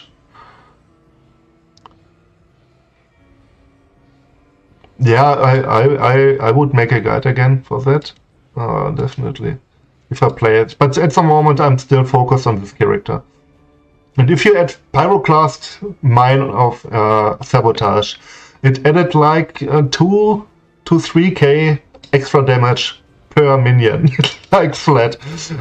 Scaled with minion damage afterwards and all the good stuff and crit multi, etc. It was the Pyroclast Mine added like 3 times the damage or something. Even though I used a weapon on my Animate Guardian that was like 60 divine or something. Like I crafted that weapon myself. Paid a bit for a fractured base and yeah, of course Essence Slam, like 100 essences, and the enchant for it was like 60-70 divine, the weapon alone for the Animate Guardian. It was so crazy.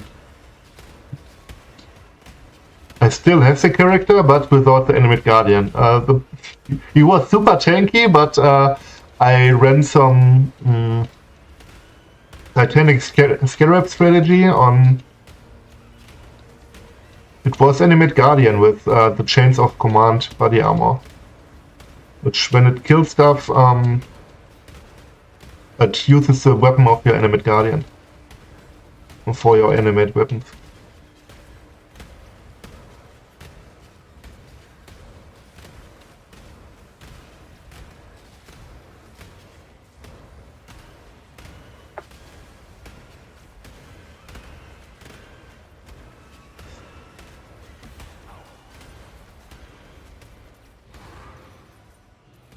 And the Animate Guardian was basically invincible, except for this Titanic map strategy I ran.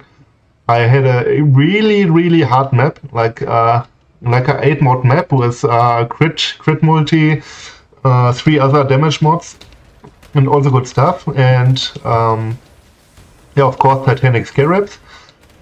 And the Goatman boss of what's the map called? The frost thing. One-tapped my Animate Guardian, which had like, I don't know, 80k life or something, I don't know. He just one-tapped him. It was too much. And before that I ran dozens of tier 17 maps without any issues. You never saw the HP moving. You had like 40%, 50% HP rec per second and stuff like that. He was basically invincible, except for this one-shot of this Goatman. Of the tier 16 map. Like, I ran that strategy like 300 maps before, but then, yeah, after the Animate Guardian died, I quit the character.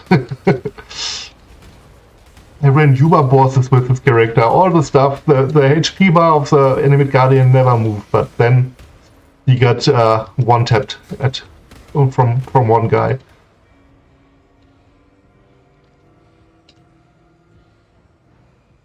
Like, yeah, minion and aura items. I can go for that one as well. And check if something good is in there. Like I already have 3 hollow fossils again. That's like 6 divine.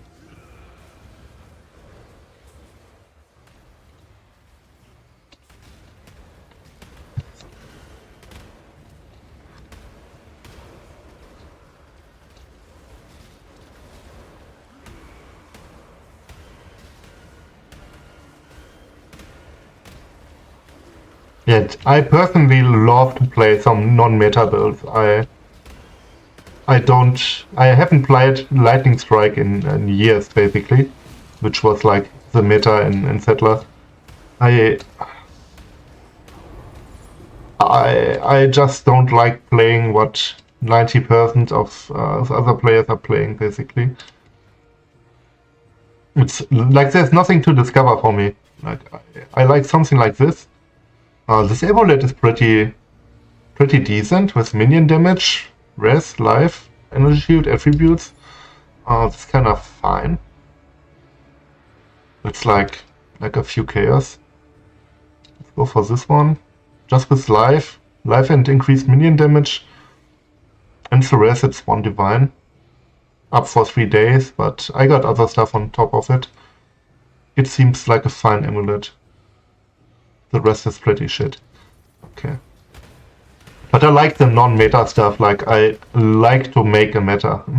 More like that. Like this build is not going to be meta, but that's competitive on a good level, I would say. It's still cheaper in the death ladder than some guys have on one item. Like, and I can hold up with it. This one takes too long. 1, 2, 3, 4, 5, maybe 6, 7, 8, 9, 10. 10 for a fire. So it's pretty. This one, 620 Crystal King. Should reach the Crystal Fire. Let's try it. I might die. I might just die. It's gonna be tough. I think I tried him in the past. Like extra Chaos Risk, Endurance Charges, maximum life has extra Energy Shield, Penetration, Spell Suppression doesn't do much. Less effect of curses on top of it. So it's gonna be pretty tanky. I cannot really reduce the resist on him.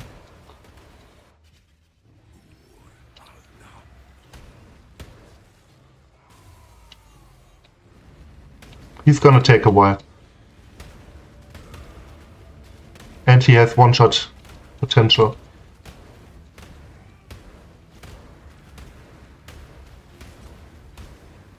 Yeah, with this skill, those things can one-shot. It's multiple of the ice spikes at you.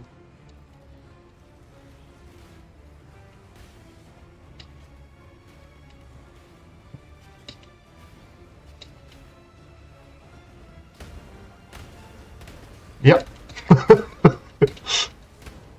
Barely survived it.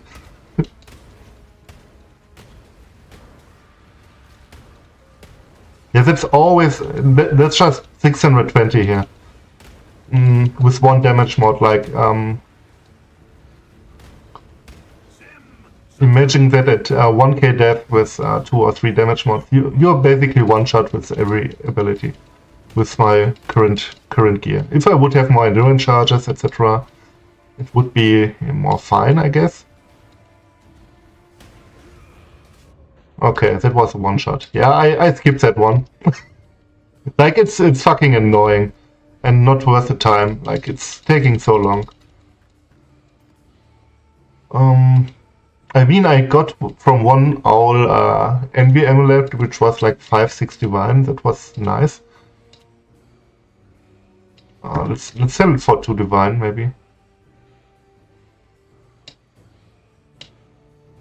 This one, like 30 chaos, maybe someone uses recomps on it.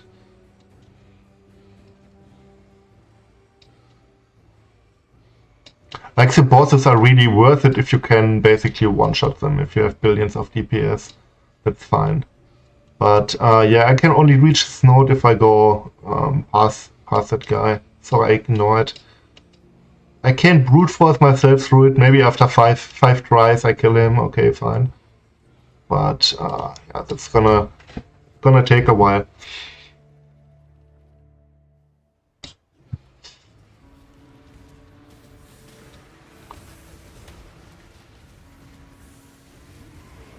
Especially with all those defensive mods on top of it.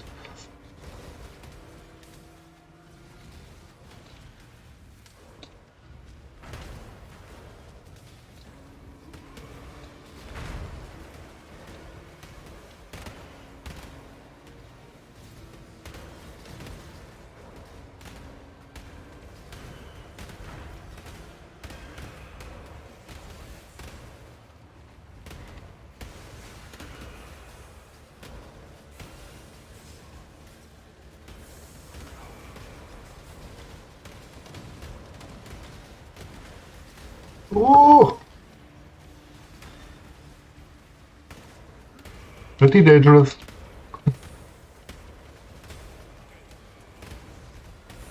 I need to kill 1 or 2 of them. And it's fine. Okay. This one... Adaptive resistances. Okay, that's the thing. sometimes tanky, sometimes not. Whoa!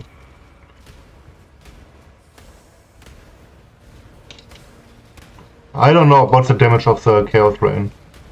I rather avoid it a little bit. Like the Essence node can take a while, depends on really the mod then, yeah. Like normal nodes, you have some encounters like, okay, you just need to hold up with, a little bit, maybe kill 2 or 3 specific rares, but this guy, like, it's the adaptive resistances, 3 essences on top of it. Oh, they can get pretty tanky compared to normal rares. Like the essences grant a life multiplier on top of it and or less damage taken, something like that. It's a fucking annoying node. But I wanted to see in 600 deaths how well it works.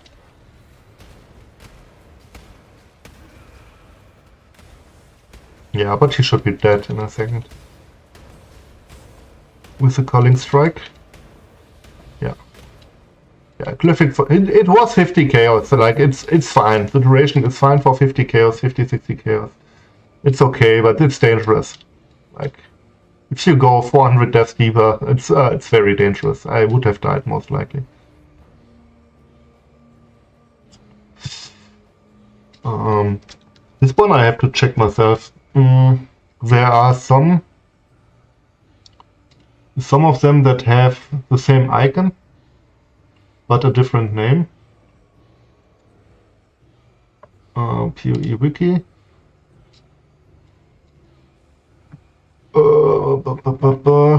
Let's check it. Darkness resistance, whatever. Okay. Mounted Remains. Unspeakable Shrine. It's a generic version of the node. That's usually just having like one item with an abyssal socket on it, something like that. And maybe some abyss jewels, like 2 or 3, like non-corrupted. Like I run a map and have 30 plus corrupted, not worth it. Going for, I avoid it. Like it's not a bad node, but it's nothing I go for. So I think I got all the spires out of the way.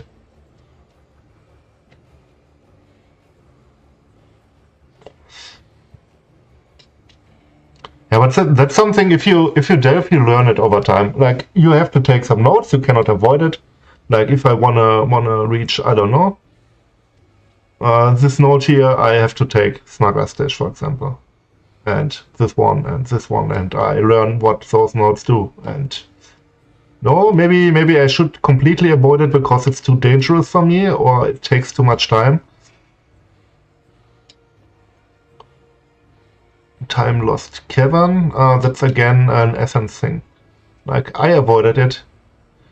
Molten Cavity, that's a one-shot guy. I mean, I can go for him. I think at that depth I can survive him.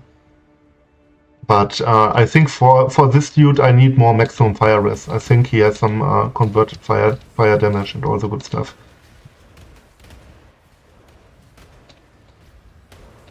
Maybe some extra max HP.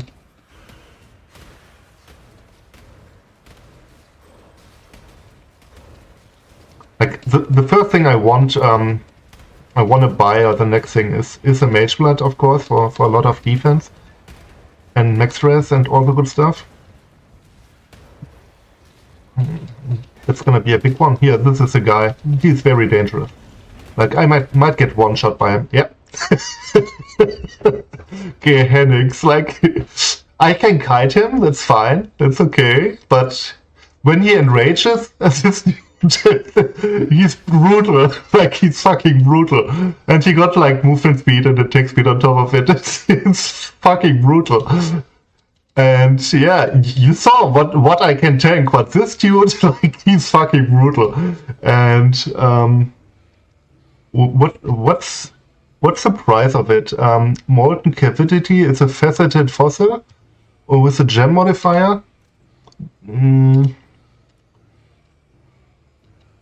Faceted. That's this one. Okay, it's 50-60 chaos. I mean, if I can kill him, that's good. Nice.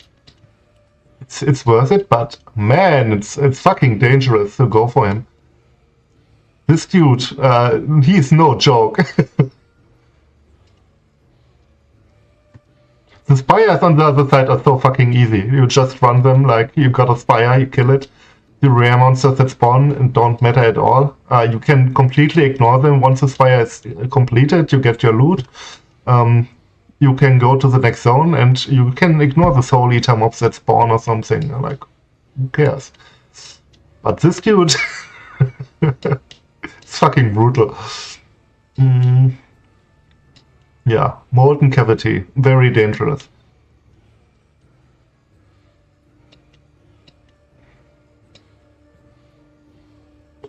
Like without a movement speed mod, I can kite him with that's possible. Here 2 again. I mean, it's not bad if I can run it properly. That's like 100 chaos here for 3 nodes. That's very quick.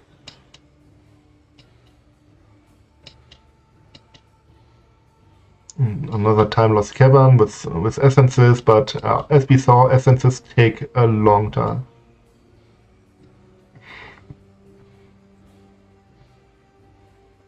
Another molten cavity, another molten cavity.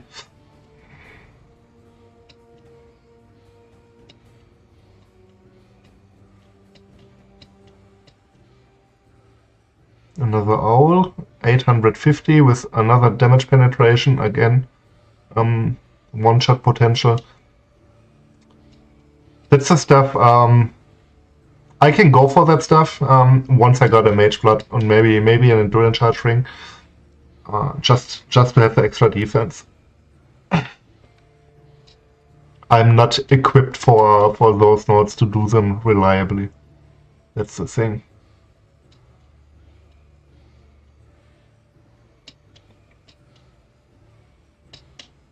I'm humble enough to see here's the point where I have to say, yeah, that's for the moment the end point.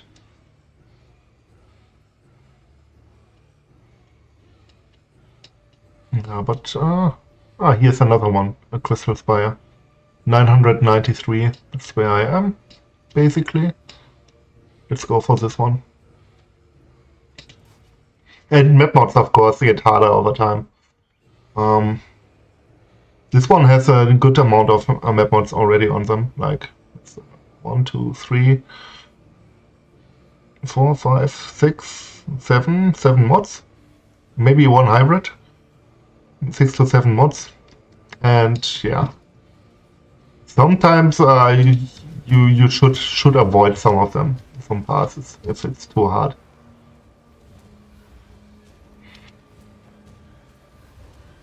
But I haven't read any of those mods up to 900 basically. Shit. Okay, that was not good. Try again. Oh no. That's annoying. If you die and you are you traveled around the delve, that's kind of annoying. No! You cannot misclick.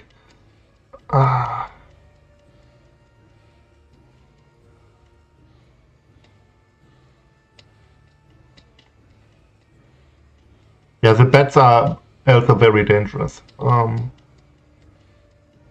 Those are probably the most dangerous normal monsters down there.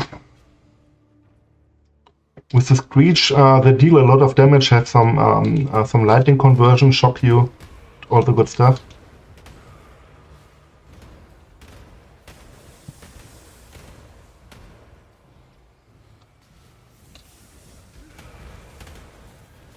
With all those damage mods down there, it can change, that's the thing. On the pathway, the mods change as well, depending on the zone you are in. Some can be more dangerous than others. So this time, I don't jump in like a retard. But that's my favorite node here. because there are corpses on the ground which else explode. Like, I don't cast anything and stuff explodes just from the zone. It's kind of fun. I like this one. Like, in terms of gameplay, it's my favorite one.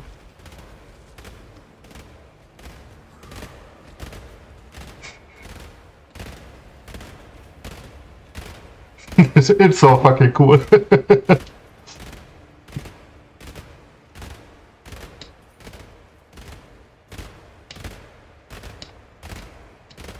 And I don't remember which tier 17 map it was, but there's one tier 17 map layout that has those corpses as well on the ground, which is ridiculously good for this build. Like, you have indestructible corpses on the ground all the time.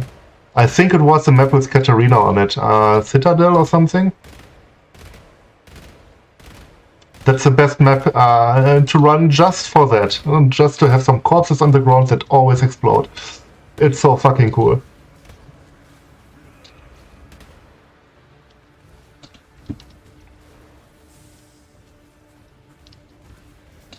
But yeah, down here I'm at 992 here. That's really dangerous.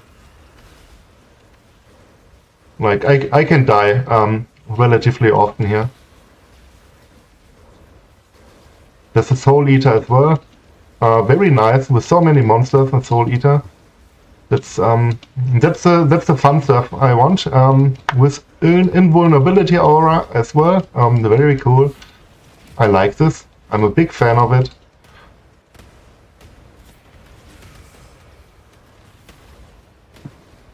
I cannot get close to the Soul Eater. Like, that's a death sentence.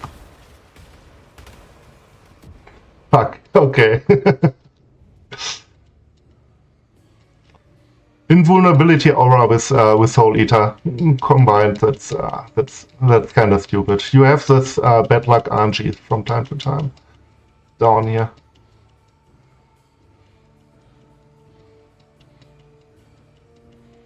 I don't know why it changed, because I completed a node.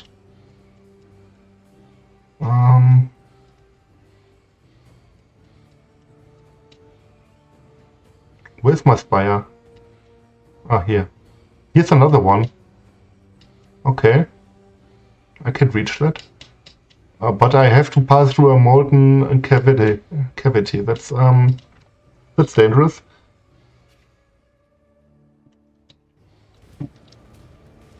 Okay, at 1k deaths, I basically reached my limit. I can brute force myself, going deeper, but like it's no fun at that point without better gear. Like if I would have 2 extra endurance charges, it would make such a huge difference. You can just open your PoE, and I completed the node, even though I died, because I completed the every drop bearer came down, all the good stuff of that node. So sometimes you can finish a node even when you die. Okay, yeah, it's fine. I got my fossil. But yeah, you find a lot more fossils here. I got 1, 2, 3, 4, 5. Completed one here as well. Here's another one. Here's another one. Yeah, like almost 10 fossils on one screen here. You barely have any weapon nodes or something. That's heavily reduced as well.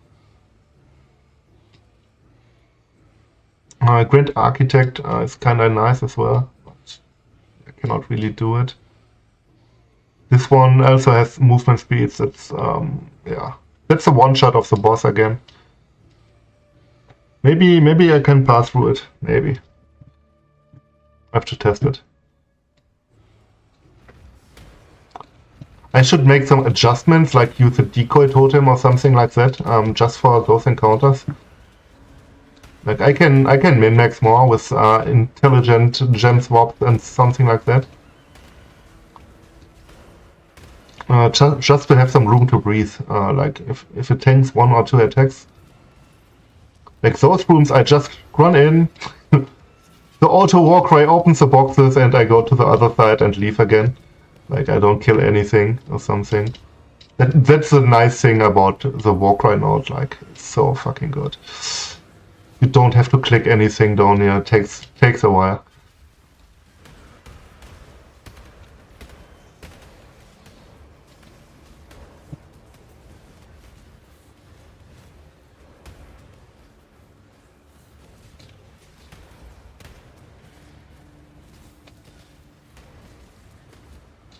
Especially for league mechanics that spawn a lot of boxes and stuff like that. Like here, side area, you just run in. Oh, there's a fossil thing or a box, like it's open, nice. You just loot, because sometimes it's just really hard to click something if you got like 30 mobs on them, on that node. On a little chest or something you want to open, like you need to kill that stuff. That takes a while. Kind of annoying and well.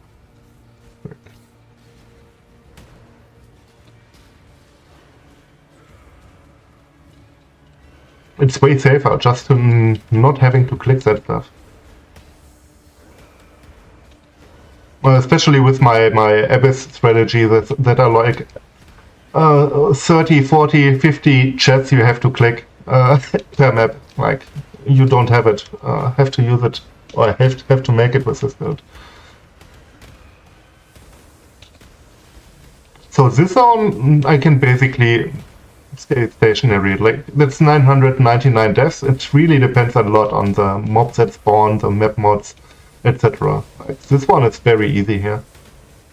The next zone will be very hard with the boss guy, one clapping me.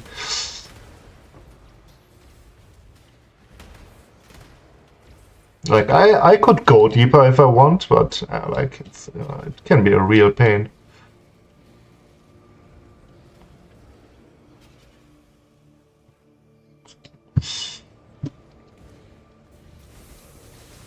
Ooh, no endurance charges.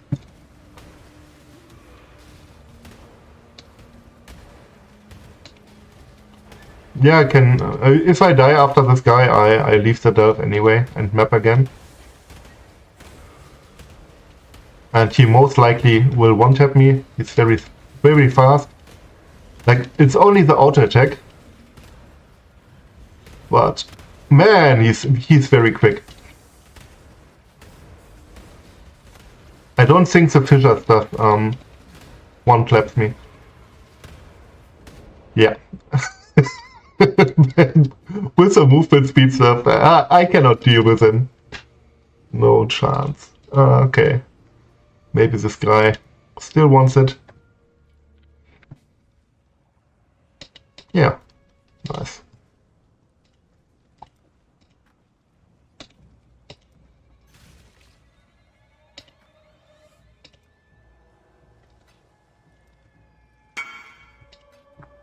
Okay.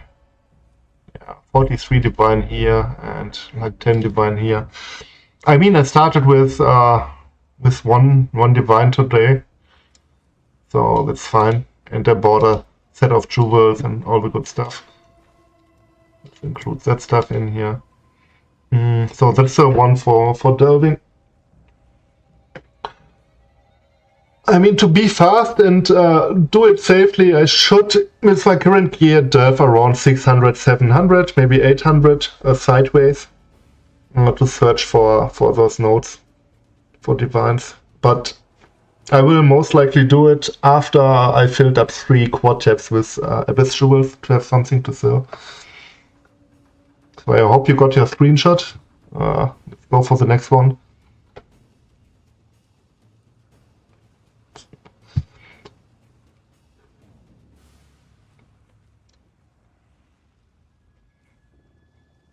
Yeah, I can show Abyss. Like, all the other mods don't matter. I just excluded June because I don't like June. I search for all the idols without June.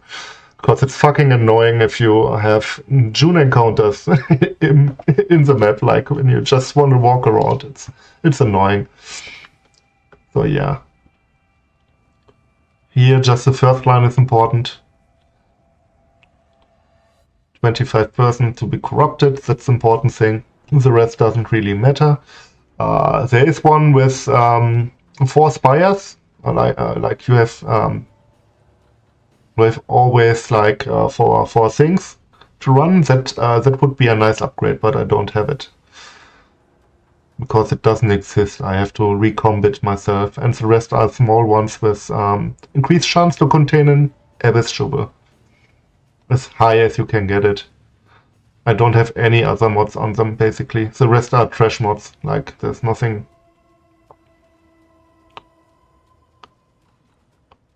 Like this one has Abyss sockets, but I never pick up items with Abyss sockets, like they are always trash.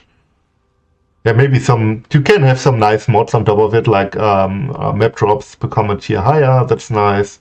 Or scarab found in your maps, that's of course adding some extra loot in your map. Very nice, but the important stuff is the first line. Like, you can always be better with your jewels, but yeah, no problem. And try it out. Like the resonator farm, like I'm still selling from my 4.3k, and I farmed once, and what I get in the meantime while delving, etc., I still sell that stuff. Like, you do it 1 or 2 hours and you are set with resonators for 2, 3, 4 days selling those. Like, it's not a farm you can do a lot, like a long time. You sit on the material, you cannot sell it. The demand on the market is not high enough. Or you crash the market. That's another thing that's possible. I wanted desert maps. I don't have desert maps, like I need to find more maps. But the Abyss thing, like you can have thousands of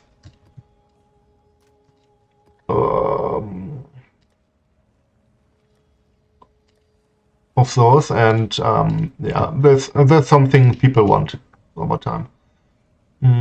Abyss. And I basically use 2 of them, like additional Abyss. Definitely this one, the Edifice, one of them. This one's the little chest that also drop jewels. Very good. And yeah, the remaining 2 don't really matter. Like, the monsters don't drop anything that exciting, like no jewels. But it's nice XP to have extra monsters. Like, that's limited to 2, limited to 1. You can add whatever you want, or just run them.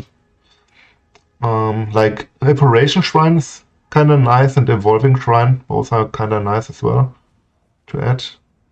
Reparation Shrine grants a chance to that monsters drop influence items, and if you have good influence bases, that they can sell for a few chaos or divine as well. Okay, let's run this time, maybe. I haven't tried it with Abyss yet. That's the Abyss thing in a desert map. Like, you need only 3 of them, and you can add whatever you want. Like, extra monsters are of course extra XP. Shrines make it easier. If you struggle a little bit, like, whatever you want. So this one, the desert map should be one of the best maps to run it. I hope so. Like, if I remember correctly, it can travel a long way from time to time and spawn a lot of those hordes. And every horde has a chance to drop a jewel.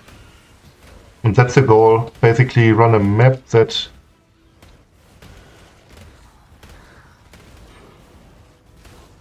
grants you very long abysses for a lot of hordes. But no, it wasn't desert map.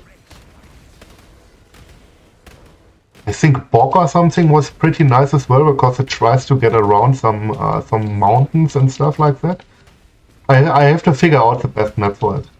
I'm not done with this strategy yet, like min-maxing the zones, etc.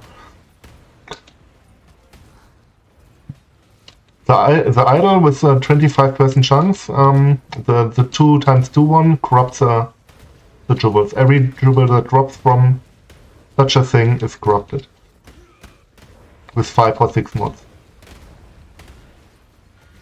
every single one. You need 4 of them with 25% chance, so every jewel is corrupted.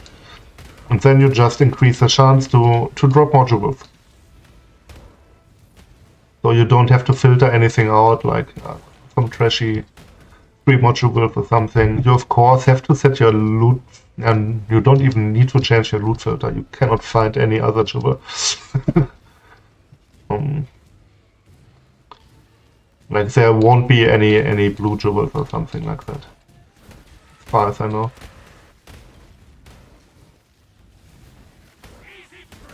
Okay, yeah, this is the Conqueror thing. Oh, that's a haste shrine. Okay, let's see if something dropped with influence. Like I've filtered out the worst bases, of course. I only show the top bases, I think.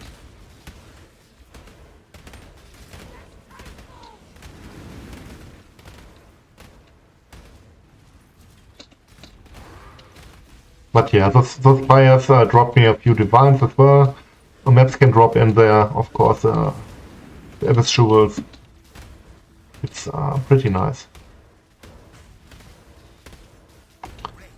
But it's also hard to determine a good divine power. But I thought to myself, at this point of the league, not really. I adjust my filter all the time, depending on how much currency I have, depending on the stuff I run, etc. Really, I used never things and edited it myself afterwards. Every time I thought, hey, I don't pick up any regrets anymore. I just leave them on the ground. Why not filter them out? Like, and I filter blade and remove it from my filter. That's with all the stuff I see in myself not picking up anymore. I just remove it from my filter and use never think strict or something as a base, and yeah. That's how I do it all the time. Start with a base. Early on you might want some, I don't know, yellow rings or something that can be worth something the first days of the league, and yeah, at this stage you won't find any good rings on the ground usually. Everything is crafted, so I don't need to see it.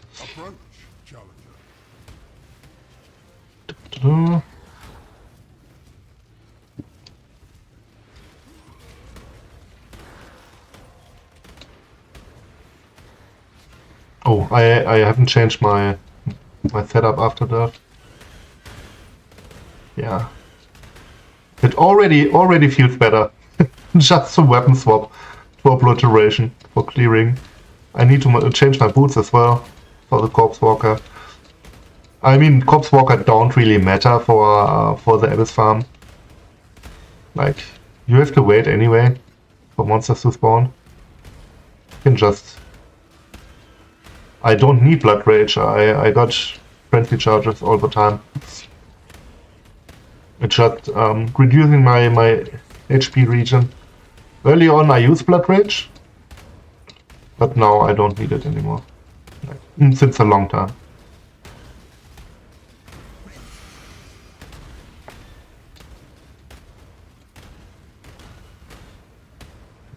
I auto-generate all the charges all the time. They never run out.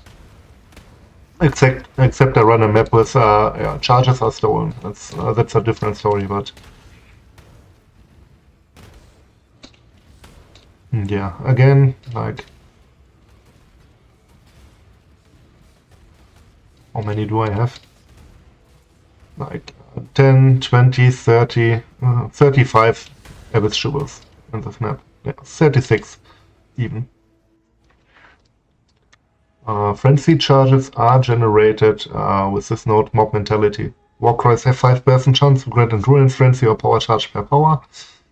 And yeah, unique monsters have 20 power, that's 100% chance. If you stay and run around while mapping in packs, you have monsters around you all the time.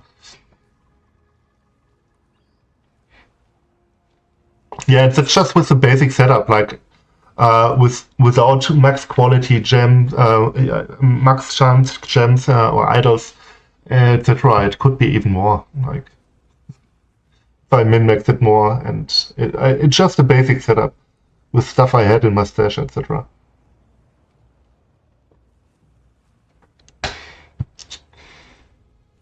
But yeah, mob mentality is a charge generating stuff. It's super consistent. Yeah. You don't need a megalomaniac for that. Like, if you use one, you want one or two other mobs that are good. You can just use a normal medium cluster for it. But yeah, so Warcry nodes this one. Excited text you increase damage doesn't do anything as well. So usually I would go for mob mentality and check if the jewel has another second mod that's useful for you. Like, I don't know, if you're not block cap, block chance, something like that. I don't know, increase life, something like that.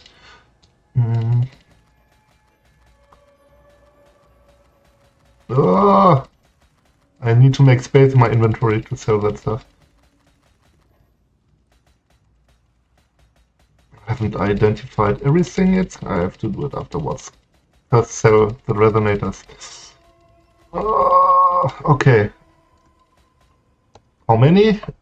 480 resonators. Okay, something sold. So 100, 200, 300, 400, and 80. Yeah, nice. Great.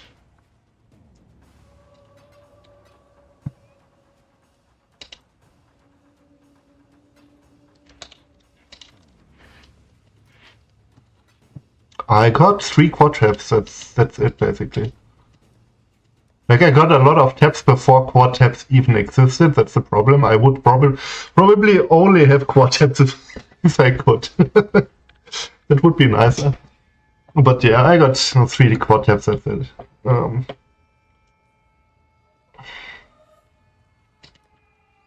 Yeah, resonators. That's the thing. I like to keep some. If I depleted everything, I run my yeah, that's so many.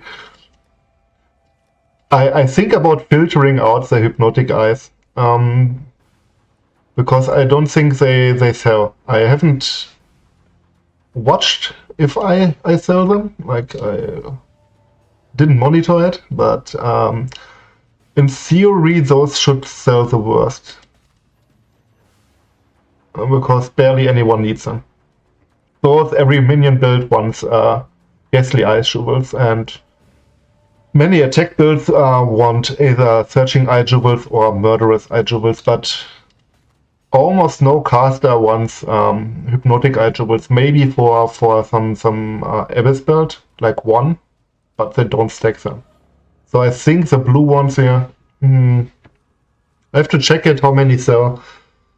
But might be a good idea to filter them out and be fine with it. Needs fewer stash space. I might sell 1 or 2 of them, but the other ones have a higher probability to sell. So yeah, for fossils, let's keep 1 in here so it shows up on my sale as well. I got 78 for 100, no, 100 for 78 chaos, and 240 I think for 1 divine. That's the remaining one, still 1.8k. Yeah, blue ones are the worst ones, I would say. So I have to see. Maybe I filter them out, all the blue ones. Like, I don't check what's on there. Like, that's something I could imagine some caster using in his build, maybe with some hybrid, I don't know. Life, energy shield, fine, some resist. Damage over time is maybe useful. Okay, 4 out of 5 mods unuseful. Maybe int even. That's like 2% increase ES. Okay, that's fine. It's kind of useful, but no caster would use it on his passive tree, basically. What's kind of good is always avoid being shocked. That's always nice, because people stack it to be immune to elements. That's always good. Like, so avoid being stunned, ignited, whatever. I just typed avoid, but yeah, I don't check the mods on them. I don't want to check 36 jewels or what the mods are and price them correctly. I don't care. I just go in here, set it to 100 chaos after nothing sells when the next stash shop is full, and I lower the price. And once I'm at a price point where I don't think I would, if I would sell this item, I wouldn't leave the map. I wonder that stuff. Like, for me, the breakpoint is like 20 chaos. For 20 chaos, I leave the map. But below 20 chaos, I don't even leave the map anymore. Like, it's annoying. I don't want to deal with it. Desert map? No, that's not the correct map. Maybe coves? There's some breakpoint everybody has. Like, early on in the league, you leave the map for 1 chaos, like the first day. Then you're at the point where you leave the map for 5 chaos. That's fine, but yeah, I'm at a point. 20 chaos is kind of fine. Sometimes I leave the map, sometimes not, but I would probably push the price down to 25k or something like that. And then that's my break point. After that point, I would just window the stash tab. Be done with it. What's another good map? Coves might be pretty good for that strategy. I have to test a few maps. Like, desert map wasn't great. But desert map is the wrong map. I wanted dunes. That's the thing. I always get them confused. Dunes is a better map. Dunes might be the goat for that strategy. You barely have any backtracking because it's like a circular map. Like, Strand is a nice map for Abyss, but sometimes it just brings you back to the start. Beach might be good as well. The thing is, it doesn't have to be that open. The good thing is if the map has some rocks or little mountains or something, and like in this case, like you have your bridge here, and it wants to reach that point, and then it travels around here and has a lot longer path than an open map where it just goes this way, and you have fewer of those. If it goes a straight line, it has fewer of those little extra boxes. So something like the bog map might be fun, might be good. But Dunes is in general a good map. Desert was a bad map. And I didn't want to run Desert in the first place. I just confused Dunes and Desert. So that's how a breach works. Like, Bog or Mud Geysir? No, what was the name? Similar to Bog, like I don't think it's on the Atlas at the moment, with a big lake in the middle. This one sometimes once it's kind of insane. Like you have the well here, your abyss is here, wants to reach that point, but that point is too close, so it travels around the wall sea just to reach that point, and you got like like tons of extra of those hordes on the way. That is usually something you don't want to have with your breach, with your abyss, because it's fucking annoying if you just want to kill monsters. But if you want those hordes on the ground and it spawns it on the way, it's a great thing to have. Especially if you open them while walking by them. Like, that's great. Yeah, I don't want that. Like, I don't think the map mod, that's something I would want to test, but I don't think the map mods affect any of the jewel drops. I haven't felt a difference between a 4 mod map and the 8 mod map. In terms of jewel drops, it's very consistent. It's more about the map layout than you can potentially just run white maps. If we only talk about jewel drops. Yeah, so the line is very low, a lot of hordes. Like, this one is very, very long. Look at this. We're like 12 hordes or something on the way.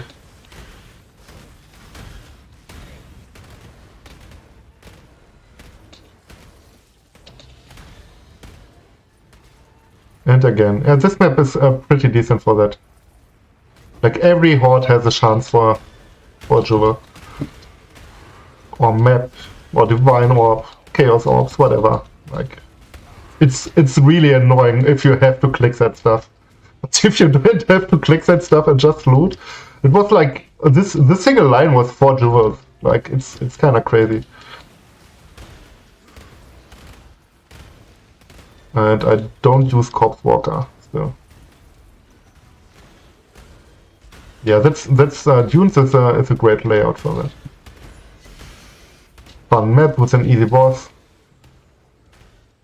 Oh, that's another one.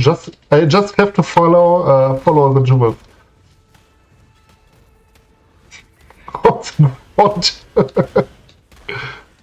Yeah, I tried it in Settlers with another character when I had to click it just for something else, like just for general loot, and it was fucking annoying. But for this mapping, for this build, it's so fucking good. Another chaos orb. Okay, I take it.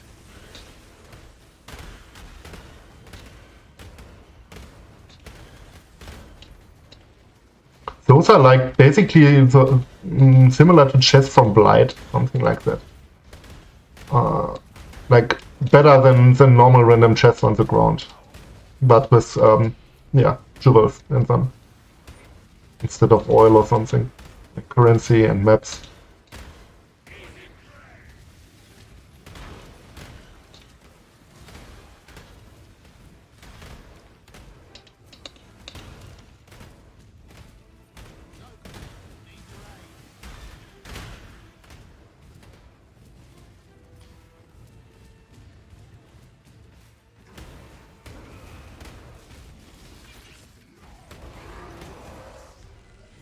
A bog map might be fine. Like if you, I don't want to buy maps for that. I just try different maps now. Whatever you have, like if it's very open, that's nice. If it has some nice rocks in between, it should be a very nice map as well. That's why I tried Spider Forest earlier.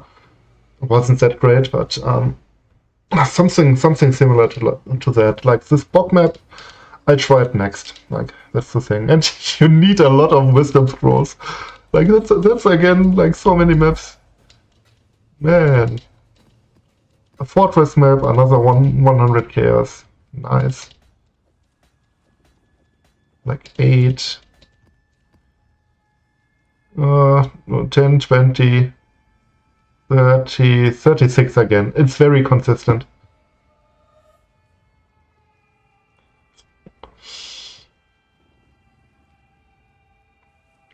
Yeah, of course it's possible. Like, that's something you can do. That's something I do with my,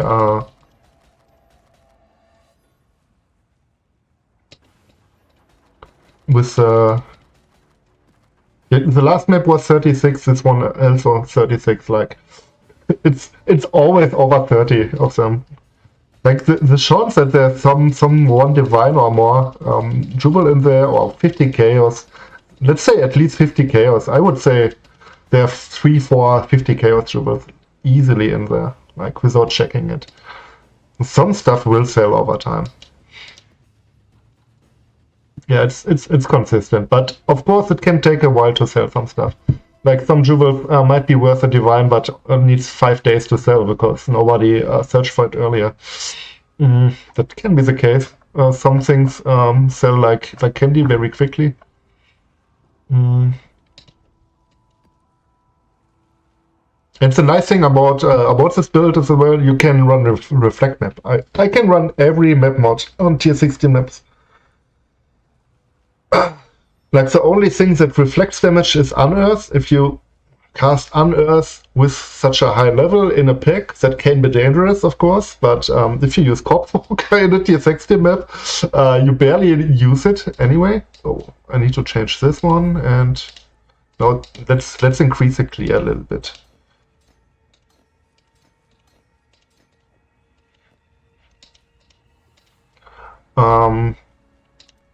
With this setup, with the Voltaxic Sulfide stuff here, I got the double increase for Eta of Worlds progress. Like every time I do that, I gain 2 Eta of World progress. No, nothing that breaks the build in general. You can run everything. The explosions from the corpse explosion, you have reflect immune to it. Corpse explosions don't reflect damage. So the only thing on physical reflect maps that can kill you is you, oh yeah, let's sell those hollow fossils. It's Unearth. If you slap it into a huge pack of monsters, that can hurt you a lot. But if you know it's a reflect map, you don't do that. Dude, come, I invited you.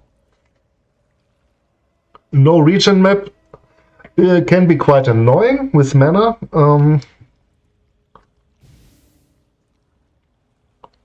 Yeah, I just these maps here. Yeah, let's join the party. Wonderful. That's a good thing.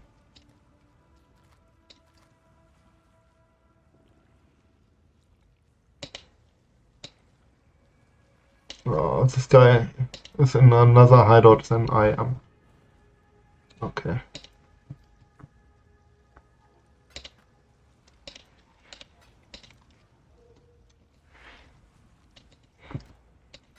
Nice, another 8 divine.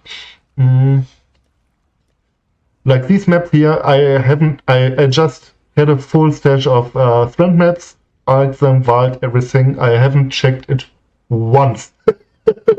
Like I had this mana flask in my inventory for no region maps, just to have some mana.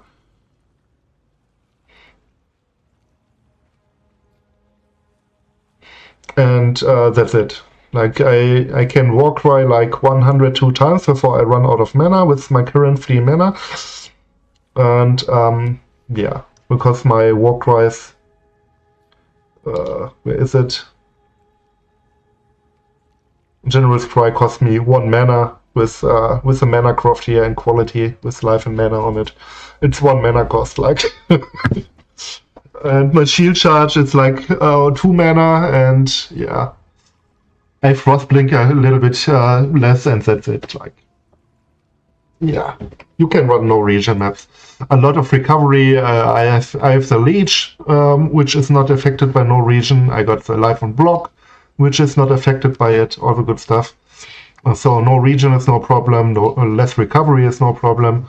Like not a single map mod. You just have to know that you have the map mod, so you can kinda deal with it. Like if I run no region, I might sort them and run 10 no region maps in a row, so I don't have to switch in a mana flask all the time or shit like that. Or if I run reflect maps, I run 10 reflect maps in a row, so I know I have to run those a little bit safer with Unearth. Yeah. It's this all the explode stuff. It's so nice. Just with Corpse Walker.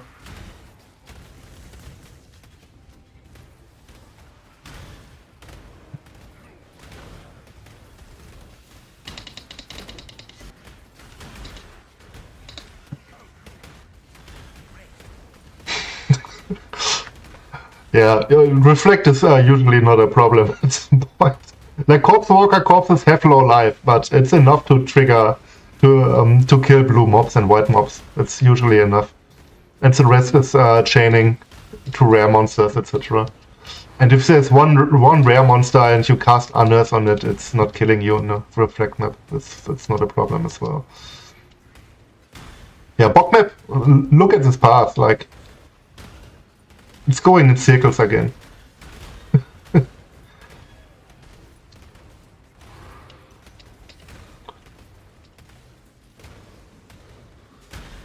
Yeah, Corpse Walker is in general for T16 mapping. It's just very comfortable to run.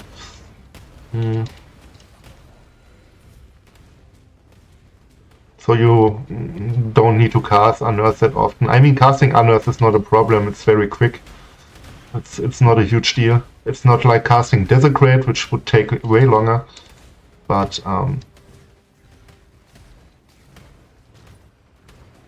there it is. I searched for it. It's now I have two up. That's kind of bad.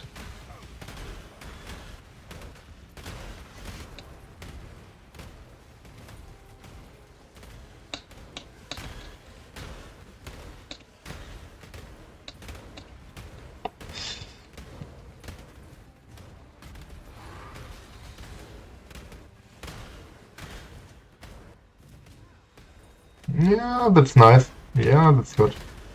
Both together at one spot. This one should be done.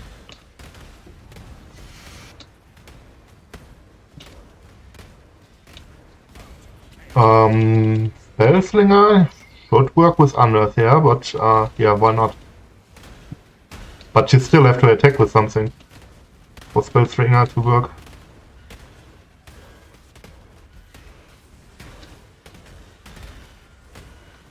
Was Spellslinger only one skill or also shield charge? I mean, I would understand that logic. Would be nice quality of life, like 6 jewels out of this thing. I mean, for boots you can check it. Maybe you have 30% movement speed on it or something like that. Might be sellable. But it also reserves mana, of course. Spellslinger, but and it's another socket, which is not bad. It's just spell echo instead for Spellslinger. But it reserves a lot of mana. That's the issue.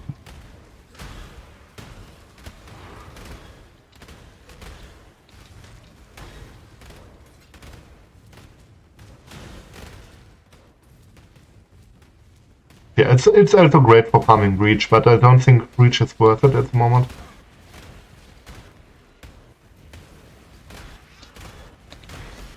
Yeah, Desecrate is just worse than Unearth, that's the thing. Like it's in terms of damage for single target, it's so worse.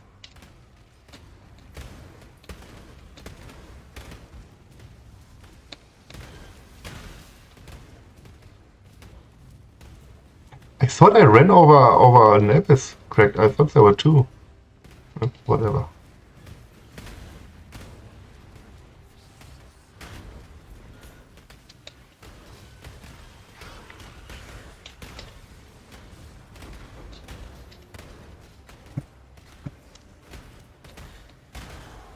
You can try around with it. Why not?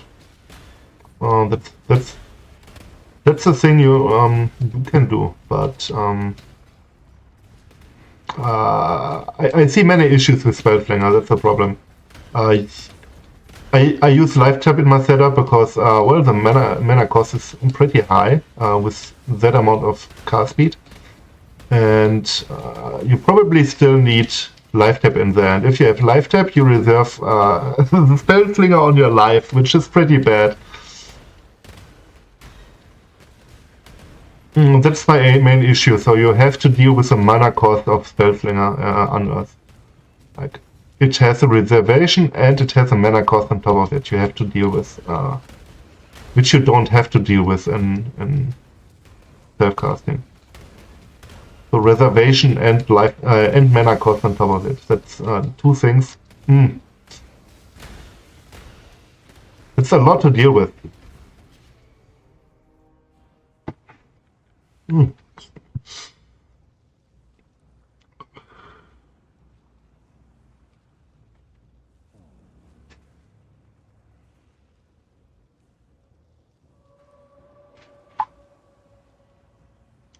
Okay.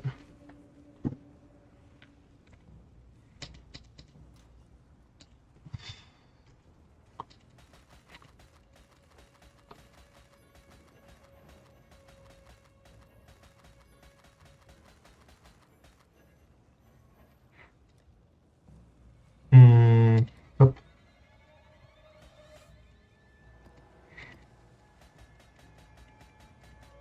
I don't have a map pool for these types of maps I wanna run, that's the issue. So as long as I mean I got a few dunes now, okay. But nothing really to prepare.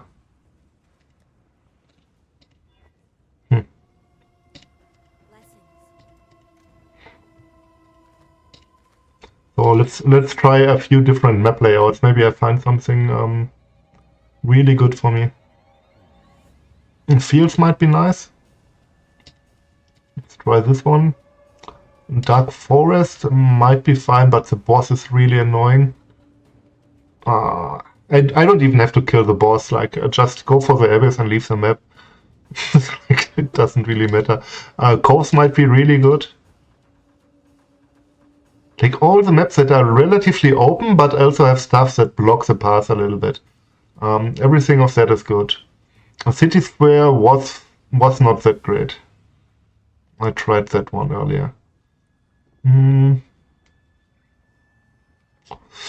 Burial chambers can be pretty bad, sometimes decent. I think overall I don't have to try it.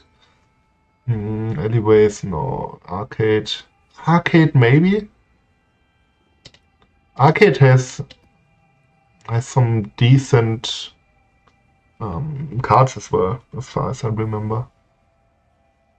Lava Lake is fucking annoying in general. I don't want to run it. Glacier, I tried it. It's not great. Like most of them spawn indoors, and the path is not that great. The passing. Shore might be okay.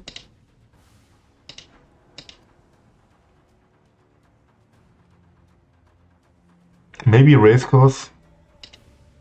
That's another thing. Let's try different maps here. Before I settle for something that generates me a few maps, and Strand, Temple, Terrace, Toxic Sewer, Vault, Tropical Island. Nah, I don't think tropical. It shouldn't be a totally linear map, that's the thing.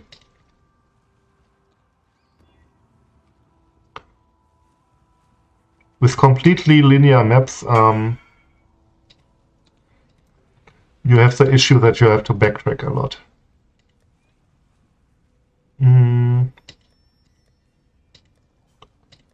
Oh, where's the map? My map tab, I think. Oh, here. I got too many cell tabs. That's another thing that can drop from the Grand Architect in it. Next to this one here. But that's only one divine now. Oh, it was 2 divine, I thought some for 2 divine. Curiosity.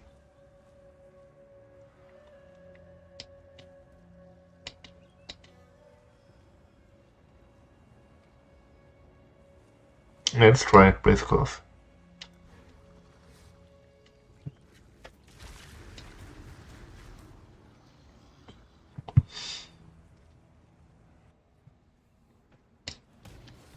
Yeah, it depends on how much I sell, etc. Of course. If nothing sells, yeah, then not. It does. Very nice. Don't want to waste my time with that shit. But yeah.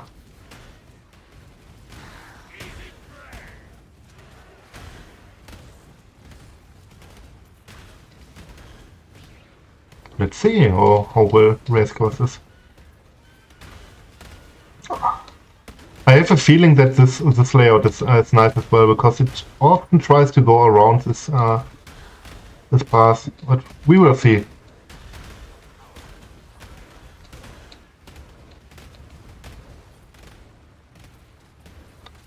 Maximizing the amount of hordes, that's a good thing.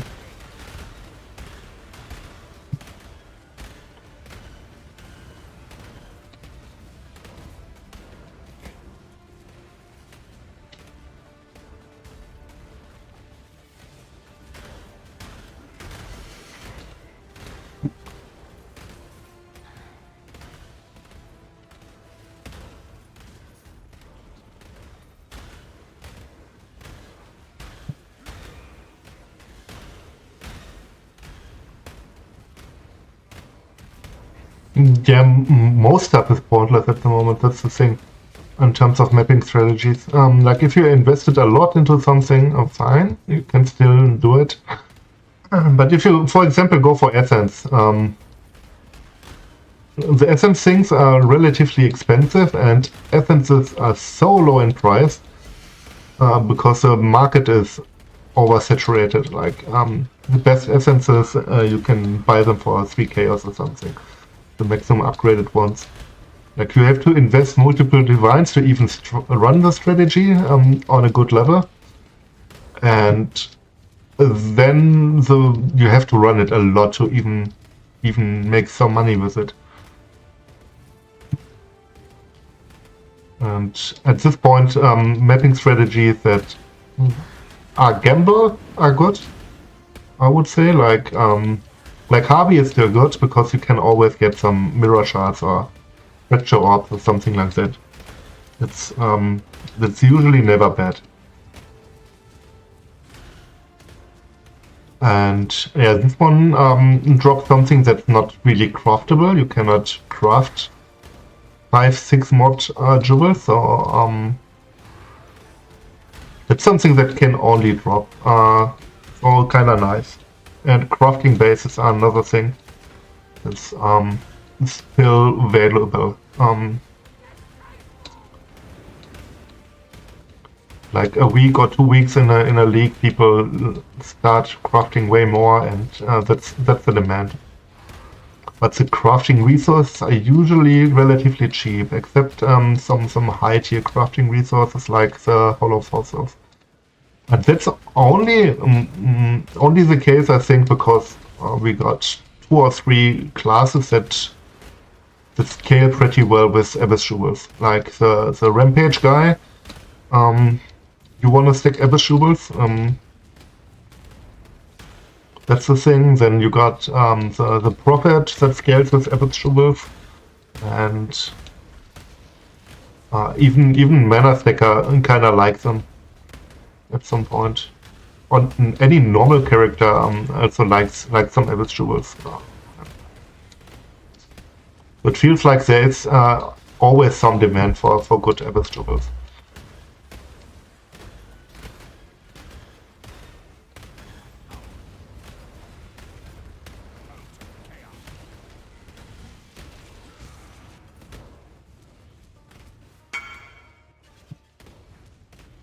Nice.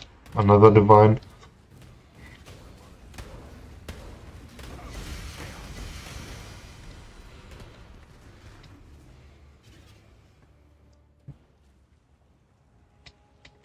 Oh fuck. Misclick.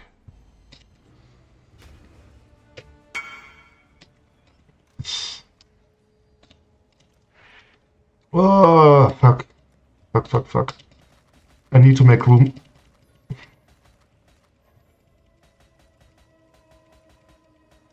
Okay, fossils. Glyphic, that's this. And this. Okay.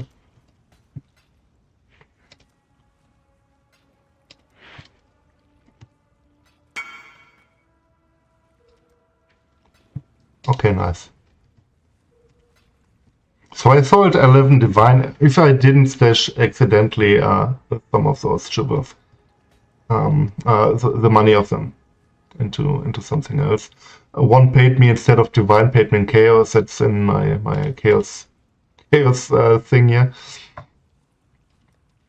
So I sold a few of them already, but let's be realistic. That's nothing you just add in here and sell everything instantly. That's not the case.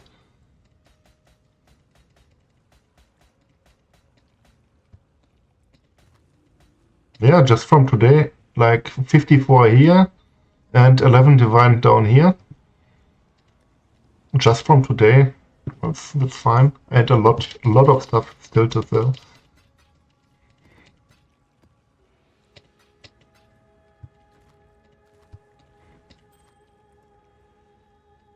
Ah, 15% reduced mana reservation of skills. Why?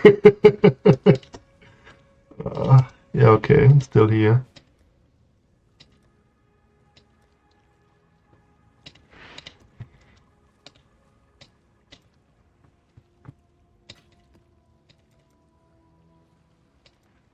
I missed that one. So the last one I sold was again Ghastly Algebra.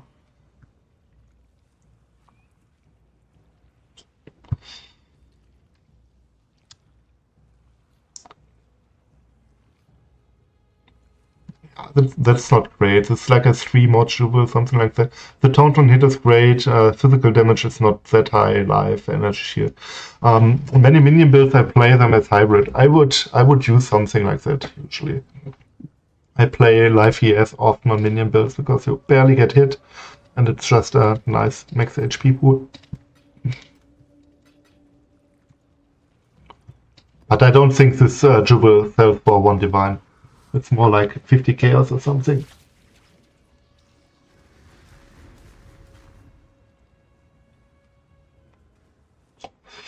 Like, I like the puppeteer node with life as extra ES. That's very nice. I thought about puppeteer for animate weapon, but I don't think I play it as animate. If I go for animate weapon, I don't think I play puppeteer with it. That's the thing. I don't know. I think Chains of Command is just too good. It's still better than the class. If you want to do the same, you need the self-reflection animate weapon, or you just have the standard shitty animate weapon. Dagger stuff. That's kind of annoying. Like the DPS base weapon. And with self-reflection, you need to equip the weapon yourself. You cannot use a shield, etc. Like, your character is gimped a lot. So I still would prefer animate weapon with Chains of Command equipped. Like that way. It's way more automated, etc.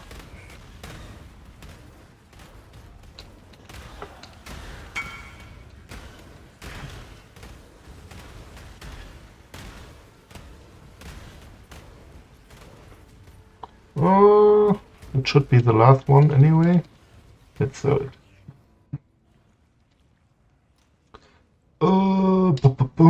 That's why my fossil tab is pretty close to the start.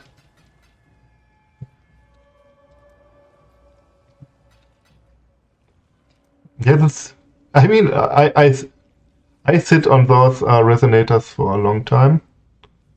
Yeah, 240. That's the correct guy.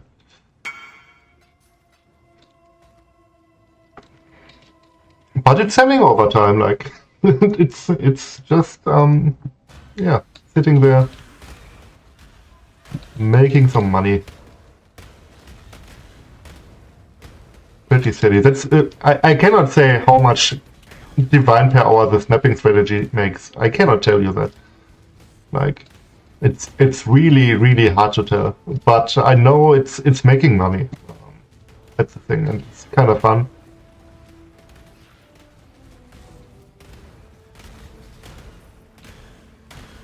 It's a market where people are not that much on. That's another good thing.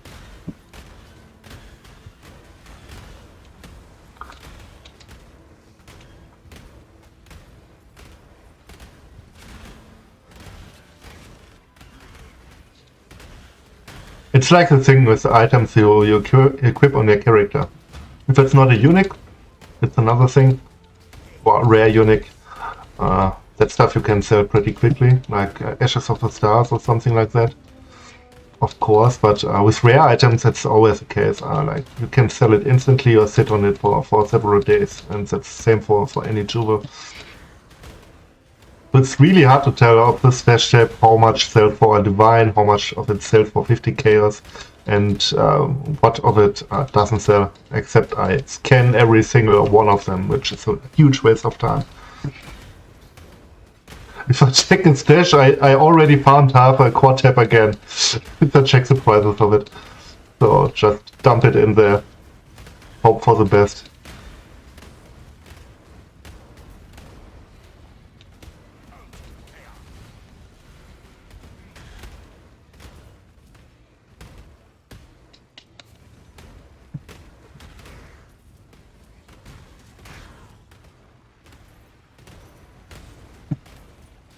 Yeah, I don't think Shore is a good map for that.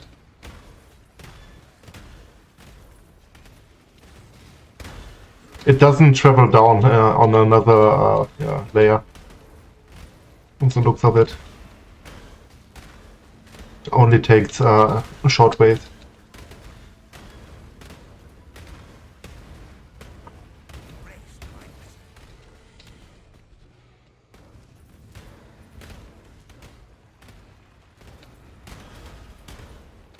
Yeah, very short ways.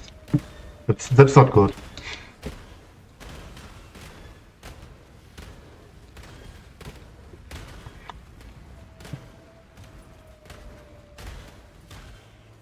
And I mean the jewels are not the only thing that make currency. They drop some scarabs here and there, a few maps here and there that can be sold for like 5 chaos a map. Stuff like that adds up, of course, but the main thing are, of course, jewels here. Like the standard stuff always drops.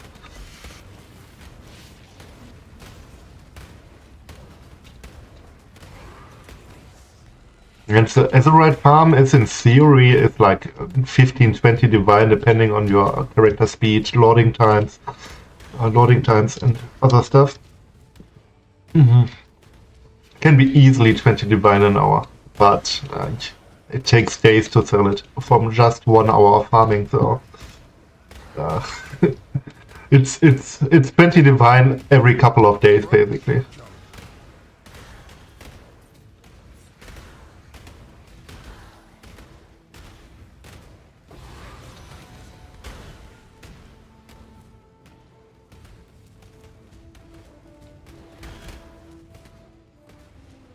Yeah, I think that's it.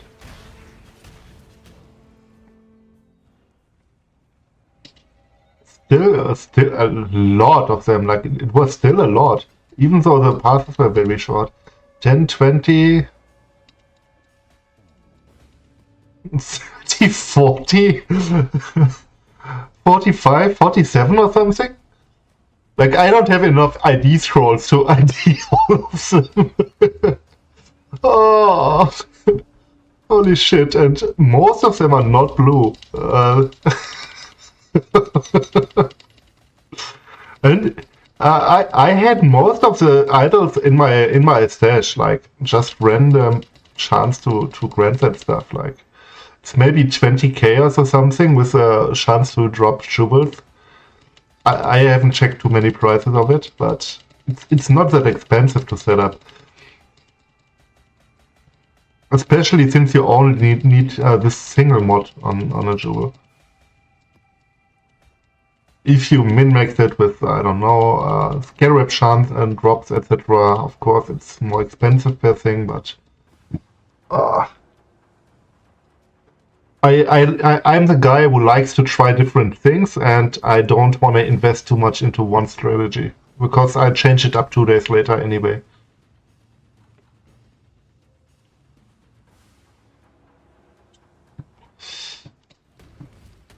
Yeah, I rather farm 46 of those jewels and 46 essences. Like the essences there's no chance for one divine essence. Like that's non-existent. In 46 jewels there is easily gonna be one jewel in there that's worth a divine. Or at least multiple for 50 chaos each or something like that.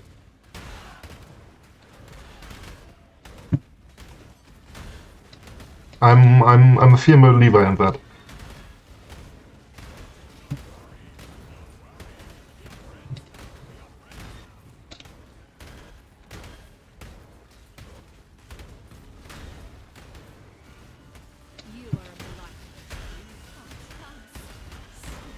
I think I have one idol with June on it.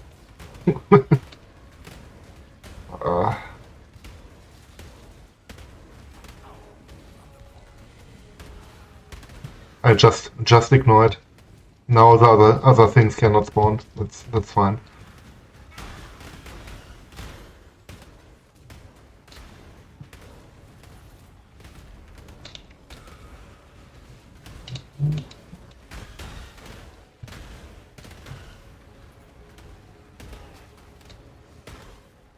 And the scarabs are pretty cheap as well.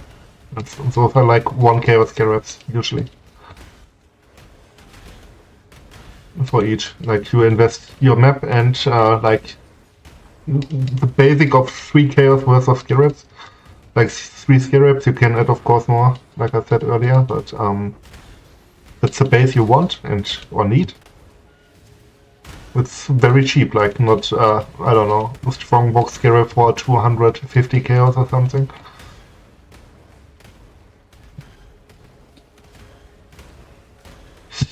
And for example, I like strongbox strategies, that's really fun, like the real strongboxes.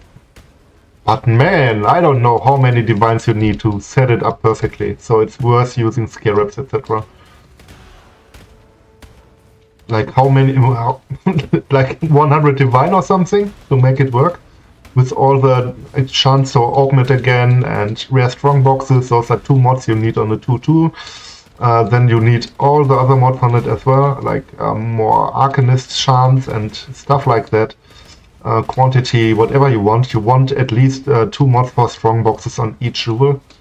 And everyone is doing it, and a single one of them costs multiple divines. It's like the amount of investment you need to set it even up, not even the costs in running it, like kinda insane. It takes a lot to make a profit with it.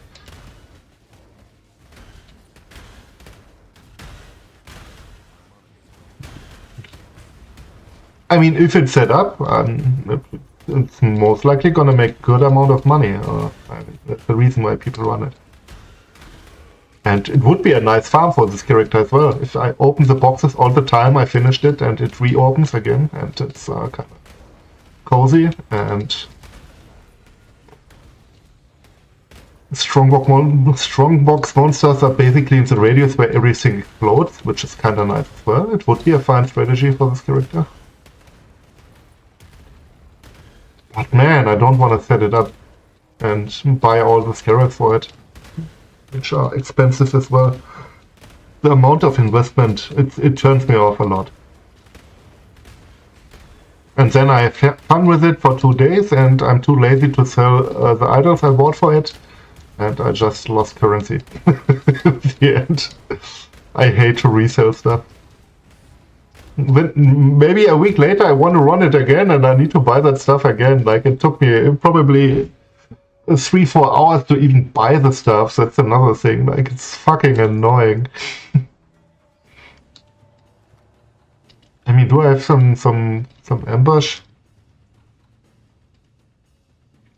Ambush scarab, what are the prices? This one is 1.2 divine. This one is 20 chaos to 30 chaos, something like that. This one is not that expensive, 1.5 chaos, but that's something people don't want. The openable again is relatively cheap as well. Okay. But you still, the ambush one, 1.2 divine. Like, okay, that's something you want to run every map. Like, every map has 1.2 divine investment minimum.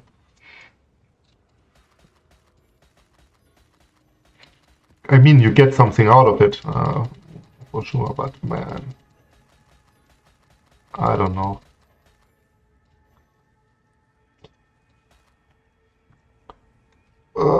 Beyond...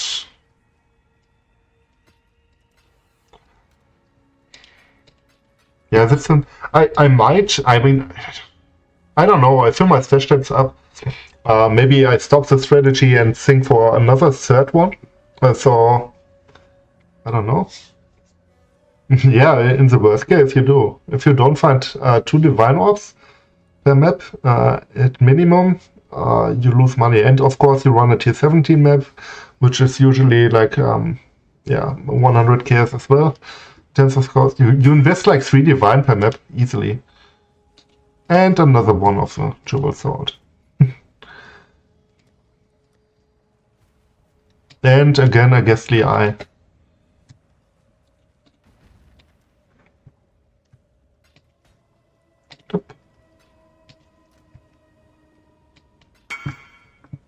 Yeah, I made 13 divines with jewels, like 12 here, at least, if I didn't accidentally put my divines in the normal currency stash.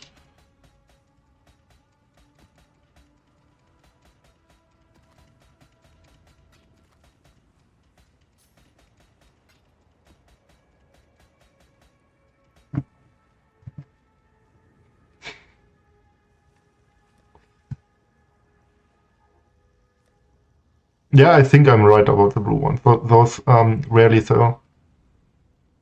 So removing blue ones on the loot filter, you don't run the risk of filling up your inventory and TPing, stashing it in, running the map again because there's some abyss left or something.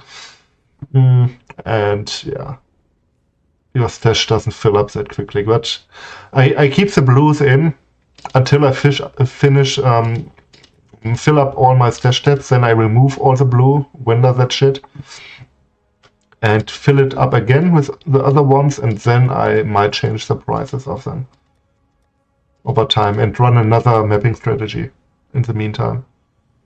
That's probably the way I go with it. It's something like I could fill up my other stashes as well, like the smaller ones, but I don't know.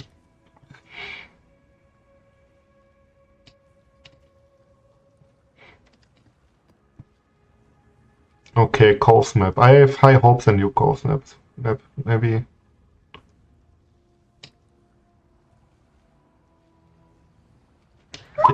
Yeah, what's going on here? Okay. Insta shit. Like this one is very nice. That's a really good one. Like with a chance for Scary Font. Maps will come a tier higher, that's nice. 25% is the max roll to drop an Abyss Jewel. That's a nice one. Or something like you can search for that on the trade site. You guaranteed want the chance to contain an Abyss Jewel, but you can add something like the tiers, Scarabs, or Beyond is very nice as well to have 100% chance. You might find some nice tainted currency, and they grant some XP on top of it, just passively. That's a nice thing to have, as always. There's stuff you can do. This one is just bad. That has one mod, so I have a mix of it. That's just 17%. You basically want, I think, combined 100% chance to contain an Abyss, so you have an extra Abyss. That's nice to have. This one is just another one mod, really bad rolled.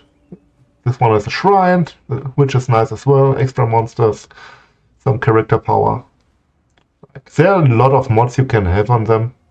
Delirium is always nice. Oops.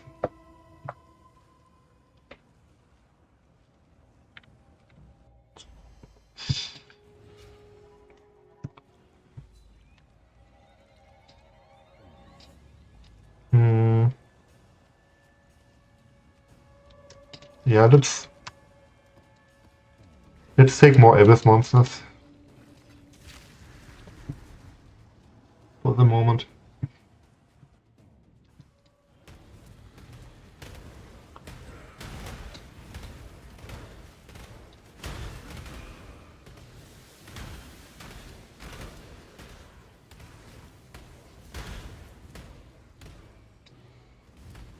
Yesterday I had my first Divine Shrine. That was pretty fun and frustrating at the same time. It was very early in the map, like in a strength map, like 4 packs in, 5 packs in, something like that.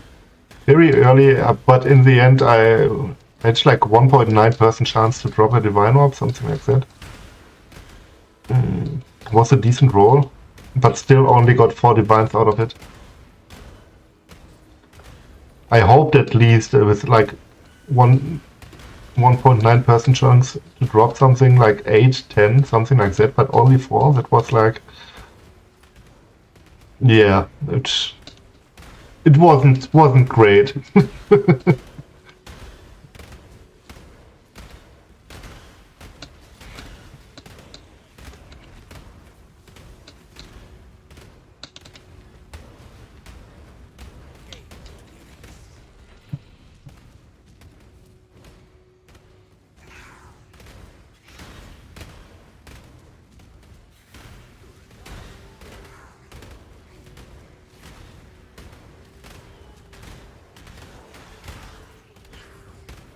Yeah, that was yeah, it was not so good. Yeah, and last league I had a DK character as well, which was pretty insane. Like, man, I like the stuff like animate weapon, DK. That's the stuff I really love to play. Shit like that. People don't play. That's the fun stuff for me. Corpse explosion, Warcry stuff. That's my style. Not like stat stacking or shit like that. Like mana stacking, life stacking, attribute stacking. I get bored by that shit.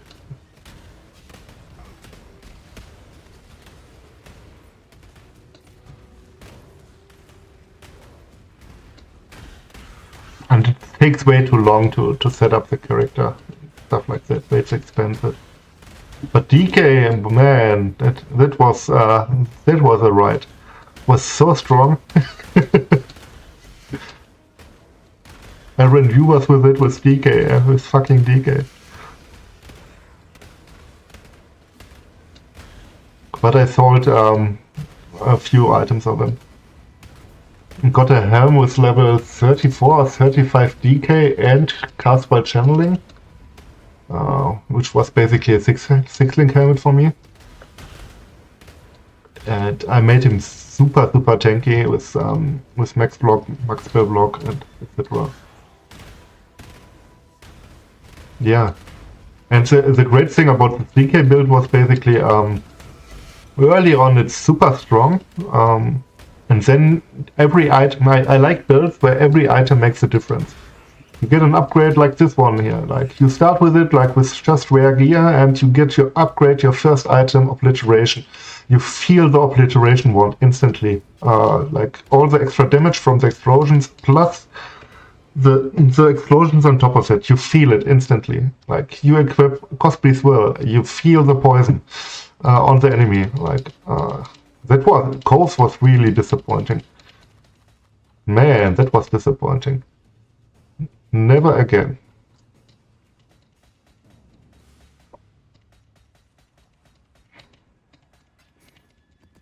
You get your life on block on your shield and got some block chance, you feel it totally.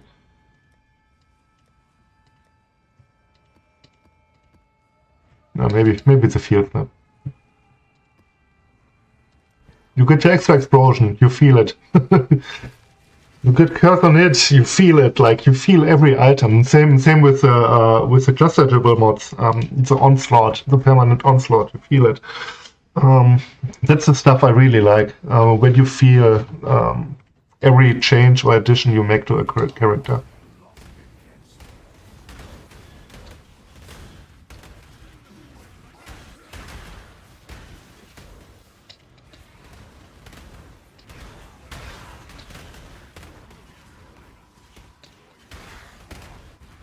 And DK was another thing. I started mapping, even though it didn't grant any damage to DK, it just started with 2 obliteration wands, and it was great. I used the skill once, and that is an occultist on top of it. Got some curse on hit on gloves or ring, I don't remember. And yeah, you tapped it once, everything was exploding and had DK on it and stuff like that. Like it was such a great map clearer on nothing. And then you can upgrade it into something really good in terms of defense and damage. That's for me the sweet thing about dot builds. Like you can reach the dot cap usually relatively easy with some decent investment. Like for this one, you want the plus gem levels and all the good stuff. But most dot builds I play can reach the dot cap, and then you're at a point where you can just basically only invest into defense and make it pretty tanky. Like my DK character was level 100, I think, and my animate guardian dude as well, because they were so fucking tanky. I think both of them. I have to check it. I don't remember exactly. But yeah, once I was done with DK, I sold the helmet. I bought it for 50 Divine or something, because it was fucking insane. And yeah, resold it for 250 Divine later on. Oh, it was crazy.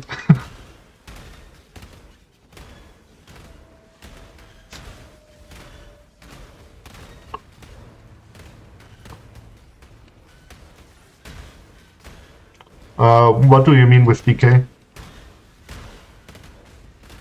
DK is a support gem that deals damage on its own.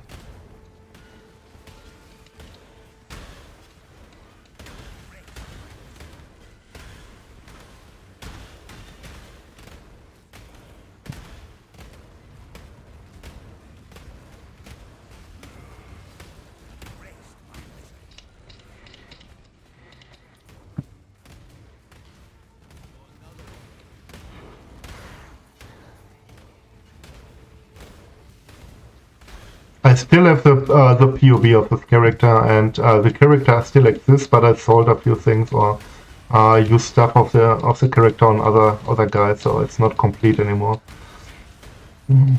But I still got the POV of the completed character.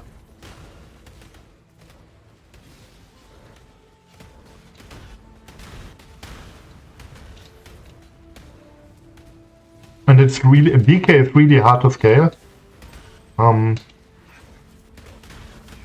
But it's fun to scale, that's the thing.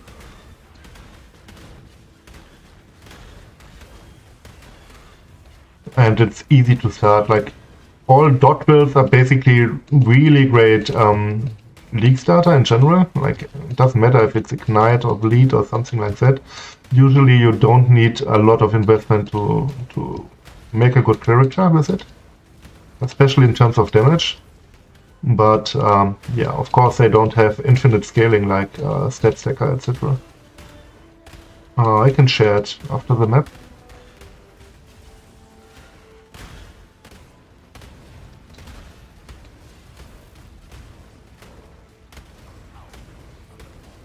But that one was heavily built around the Occultist, which is not really available here. But I thought about playing it on what's the guy with the gem levels and percentage attribute stuff. This guy, because he has gem levels and gem quality and stuff like that, which is really good. Or maybe the Cyan guy. Or Bok Witch. That might be another option. But I don't think I would play it on one of those. It's too recent when I played it, and the classes don't support it as much as the Cultist, I feel like.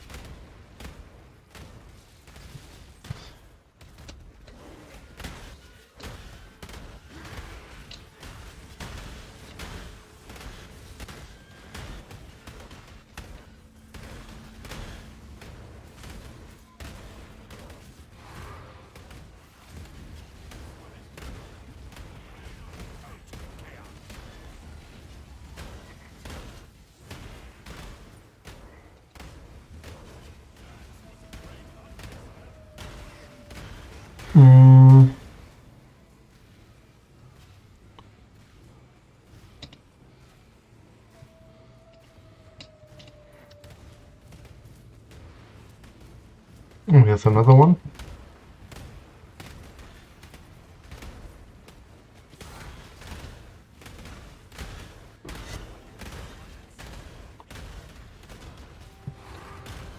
So you basically use Stormburst linked to DK and yeah, apply DK that way. Because Stormburst has a nice mod on it that the higher the duration, or the more orbs you have, yeah, the higher the duration of your Stormburst, you deal 75% more damage. So you scale up the duration with quality and skill effect duration and all the stuff by a lot, and that also increases the damage of DK. Like, so my DK dealt like 2,300% more damage, something like that, because I scaled so much duration on it. That's basically the way you use it.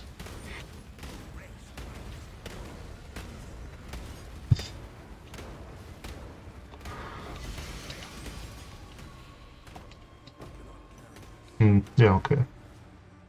I keep it there. That's almost a full inventory again. Yeah, the problem is with DK, you barely have anything to scale it. That's the thing. It's a support gem, so gem levels are really hard to get with it. So in the end, you use helmet. Oh, what's its name? I forgot the name. That grants level 2 support gems up to level 35. From Harvest, the Harvest boss unique helmet. And so that way you got a level, I got level 34 or 35 DK as a baseline.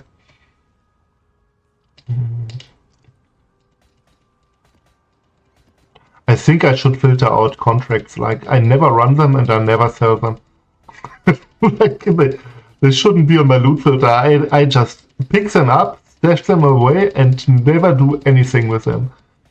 Like, I'm too lazy to sell them. With Heist Locker,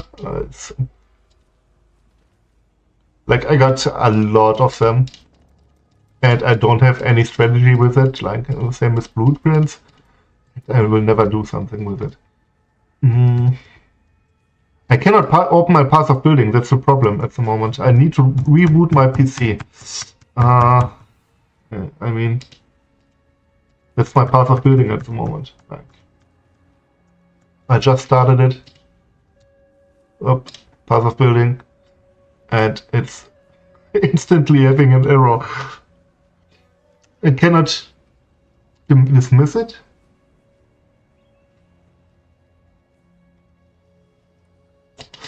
Yeah, if I dismiss it, nothing happens. Like, I cannot start path of building. I need to reboot my PC basically. So I cannot share it at the moment.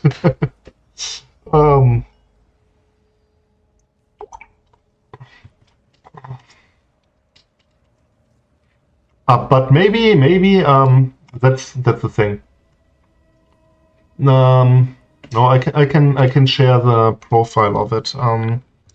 I find it on PoE Ninja. That's possible. Let's get it. Builds. Oop. Man, I need an ad blocker for that shit. Builds, settlers. It was an occultist with Stormburst, main skill Stormburst, and what was my name? Still a few. I think I was level 100, but I'm not sure on this character. One of them, definitely. And then I am not sure if it's... Forbidden Shackle. Yeah, that's the thing. Watcher's Eye, I had one. And I think I got a Mage Rod as well. Yeah, DK, okay. Now I didn't use the DK support. Man, where's my character? But...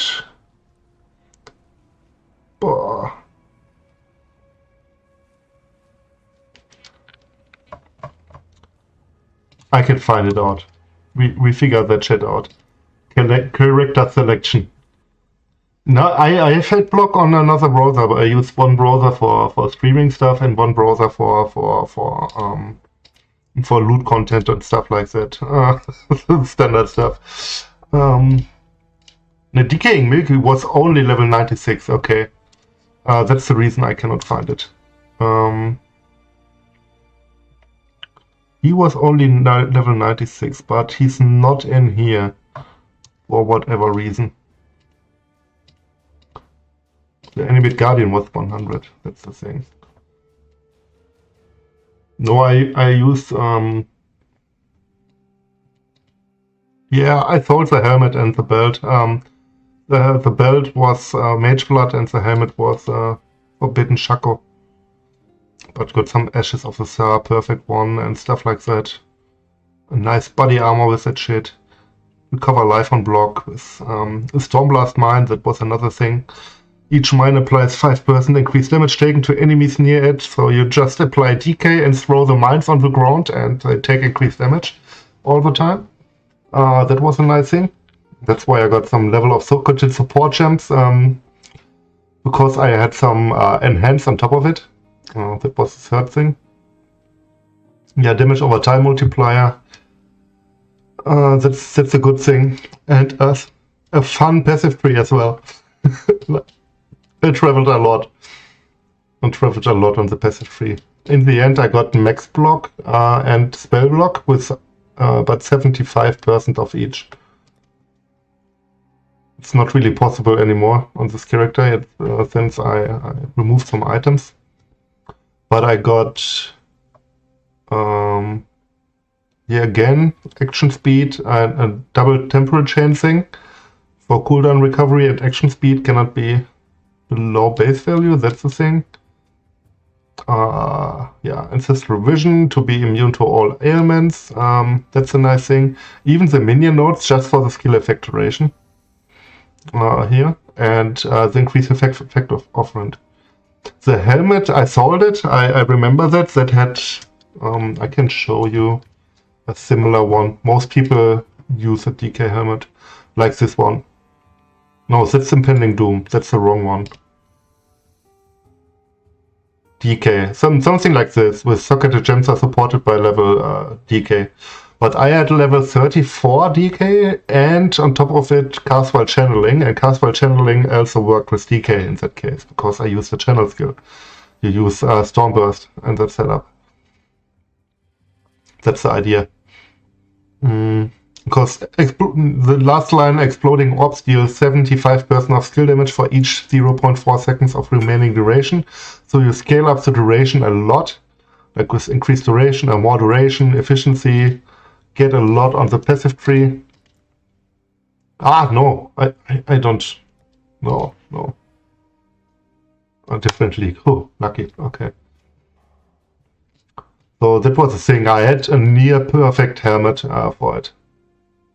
Like here's the Stormburst. You want quality on it, because quality adds base duration on top of it. That's why I got Ashes of the Star for even more duration.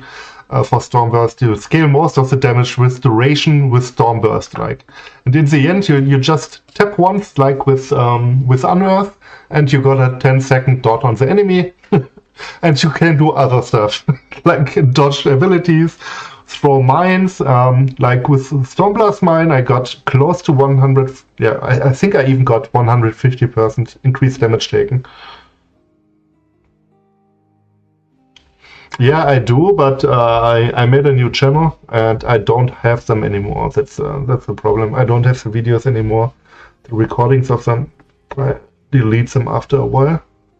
So I don't have a video about this character in particular anymore. But it was very specific. Like, I got a lot of nice stuff on him. Like, I invested a lot of currency in this character. Like this ring alone, with the life, double res, despair on hit, nice recoup. That's kind of nice. I got a lot of recoup.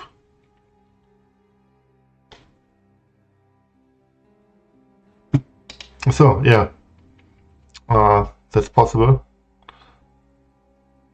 And yeah, of course, a Mage Blood was equipped, but I use it on another char afterwards. Nice boots.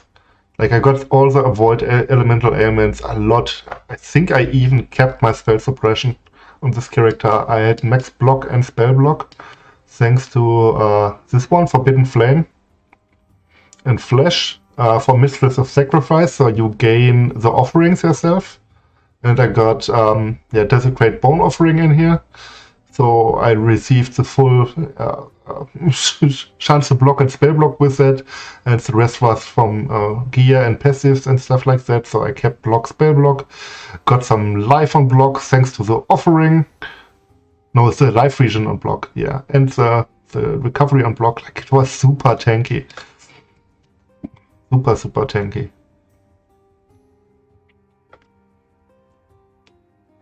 Yeah, and I got spiritual aid as well for minion damage scaling. That's why I got 107% increased minion damage here, for example.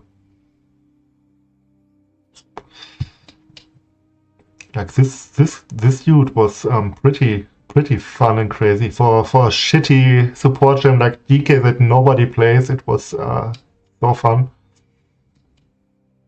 This one, brutal restraint. This one was pretty nice as well, I think. Yeah, some effect of auras. I got onslaught on kill for 8 seconds on it. That was pretty nice, and frenzy on kill as well. That was a decent one. Yeah, in the end, I wanted all the duration and all the jewels, basically. That was the main thing. And yeah, I got spell suppression tattoos everywhere. And spell suppression tattoos are like 3 divine, 4 divines or something. But yeah, and some cold dress here to fix stuff. But I think this character was spell suppression capped as well. At least got a lot. Like I got spell suppress here. 2 rolls on the boots, on the shield, on the body armor. Yeah, I was definitely a spell suppress capped on this character. Yeah, unaffected by bleed, corrupting blood. I got all the immunities. Yeah, they're definitely expensive, but I min-maxed the shit out of DK. Basically, it was a fun ride, and it was I don't know, I don't remember if it was my starter, but a very early char. I played a lot of DK builds in the past. Like every 4 or 5 leagues I play DK on some character, often as a starter, and it's a very nice starter, usually. This one for phasing on kill. I got all the immunities in the world on it. Max block with life on block, life regen on block. Spell suppress cap, all the stuff, like basically a lot of max res thanks to mage blood and the stuff, like 88 or something on each res. It was super tanky.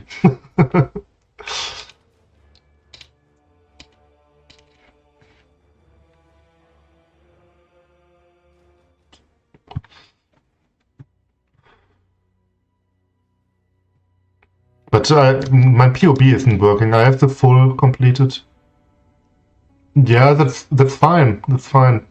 That's a normal price for that. That's a good price. I bought mine that has had level 34 or 35 DK plus cast while channeling, which is another damage support. Most of them don't have a second set damage support as well. That's the thing. And that was the same price. Like 50, 60 divine. But I resold it to someone for 250 divine or something. Like I resold it. Very, very, very nice. And the next char, like I think I sold a lot of him as well. The animate guardian guy.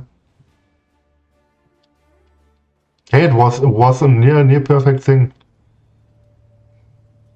My enlighten is gone, and my animate guardian is gone.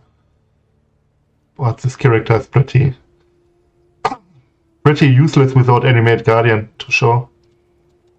But also I got Aegis Aurora with +4 gems and Pyroclast Smile of Sabotage in here. Like that's something you have to keep in mind for minion builds. Like that's insanely good. Like it's up to 2k to 3k damage taken to enemies, and that's for each minion hit. Like that's flat damage. Imagine you have Abyss Jewels up to a point where you get 2 to 3k damage on Abyss Jewels. That's basically the line. So each mine you place, like it's 60 to 90 fire damage. It's each time you place a mine, it's an Abyss Jewel you throw on the ground, basically, for each mine, and you can have 18 of them. And this scales up with gem levels and aura effect and all the good stuff. It's insane if you have a lot of minions, like animate weapons or something like that. Minefield, Arrogance, and Pyroclast Mine. You throw it on your life. You don't need to think about reservation, etc. Insane.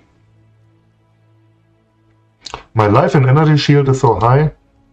I'm missing the Enlighten in here. I used it on another character, but I used Tempest Shield, Determination, Purity of Elements, and I think I got...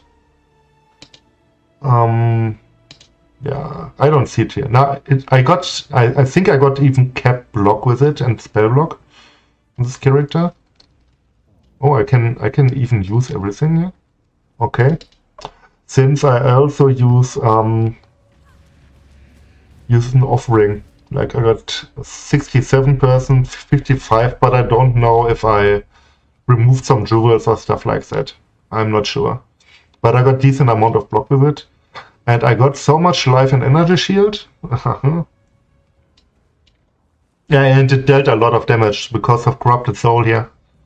Again, 15% maximum life as extra energy shield. I got it in here with nice mods. Like, I checked for one, I wanted Corrupted Soul, that was an important thing.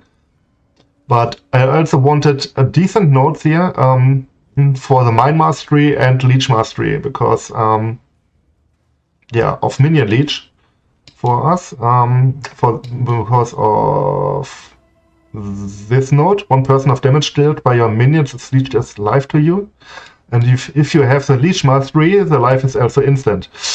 So my HP was always leeched by my minions, like instantly. Like if I got a hit on my life, it was instantly full, basically, thanks to the minions.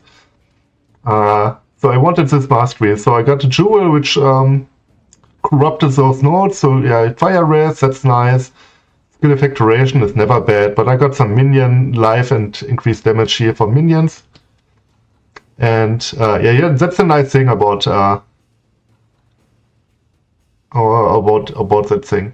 And I wanted the Mine Mastery, so my mines cannot be damaged, and even there I got minion damage, minion life, aura effect, increased maximum life. Like you can have some nice corrupted miner nodes that are better, that are worse.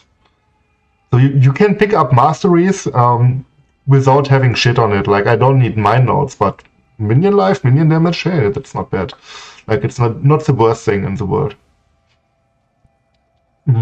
So it was worth it more. So yeah, I got a lot of all the hybrid nodes basically on this character. That's the thing. Grave Intentions, of course, for the Animate Guardian. You use the Alva, the Temple Helmet that converts energy shield into life regen. And this node alone is like 20% life regen with the helmet on the Animate Guardian, which is kind of crazy. And you got the same thing, I think? No. Yeah, this one here. Minions gain 40% life as extra energy shield.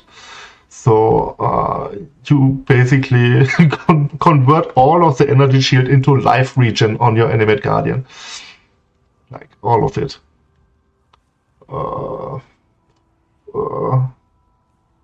Milky Slice is the name. I have to check it. And yeah, I got Profane Bloom as well for extra clear. That was another thing. Mana region, okay, fine. Some random jewels. Yeah, I kept crit on them, or nearly kept it. Yeah, this one. I got all of it was armor energy shield on my gear, so I just picked up this node, so my body armor is better, like, that's fine. Yeah, reduced damage from crits. I was crit immune as well with that stuff. It was kinda nice. Profane Bloom.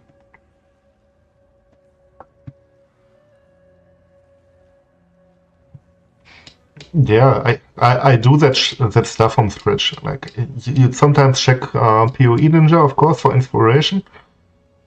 Yeah, that is since closed beta of the original game, when Act 2 was the final encounter.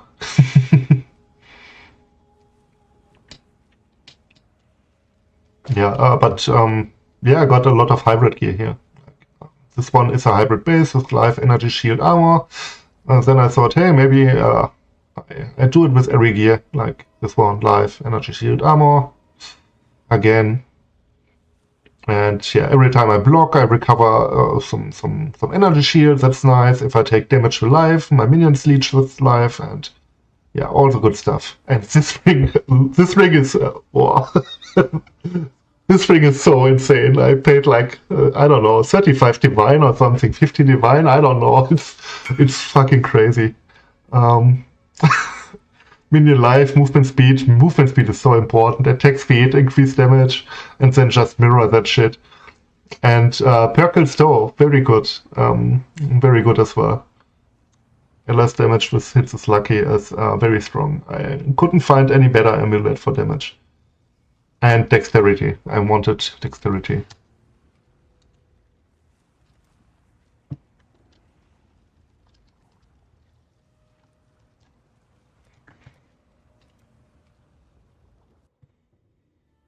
I crafted a weapon for the Animate Guardian. I could show it to you when my PoB would work. That's the thing. I need to reboot my PC. I think then PoB works again.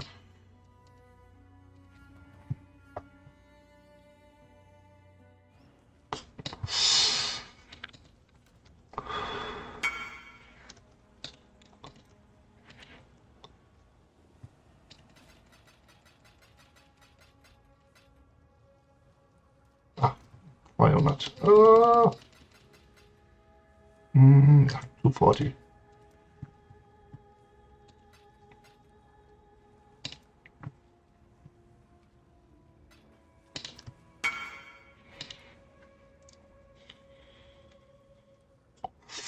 Yeah, now I got 12 divine here. Yeah, 68 divine. That's fine for a day.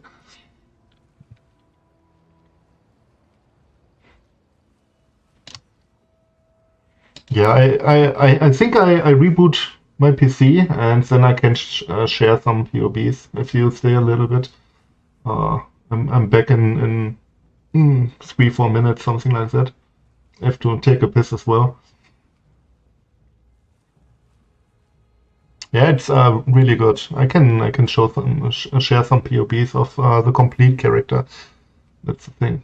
I'll restart the stream. I'll restart the PC and stream.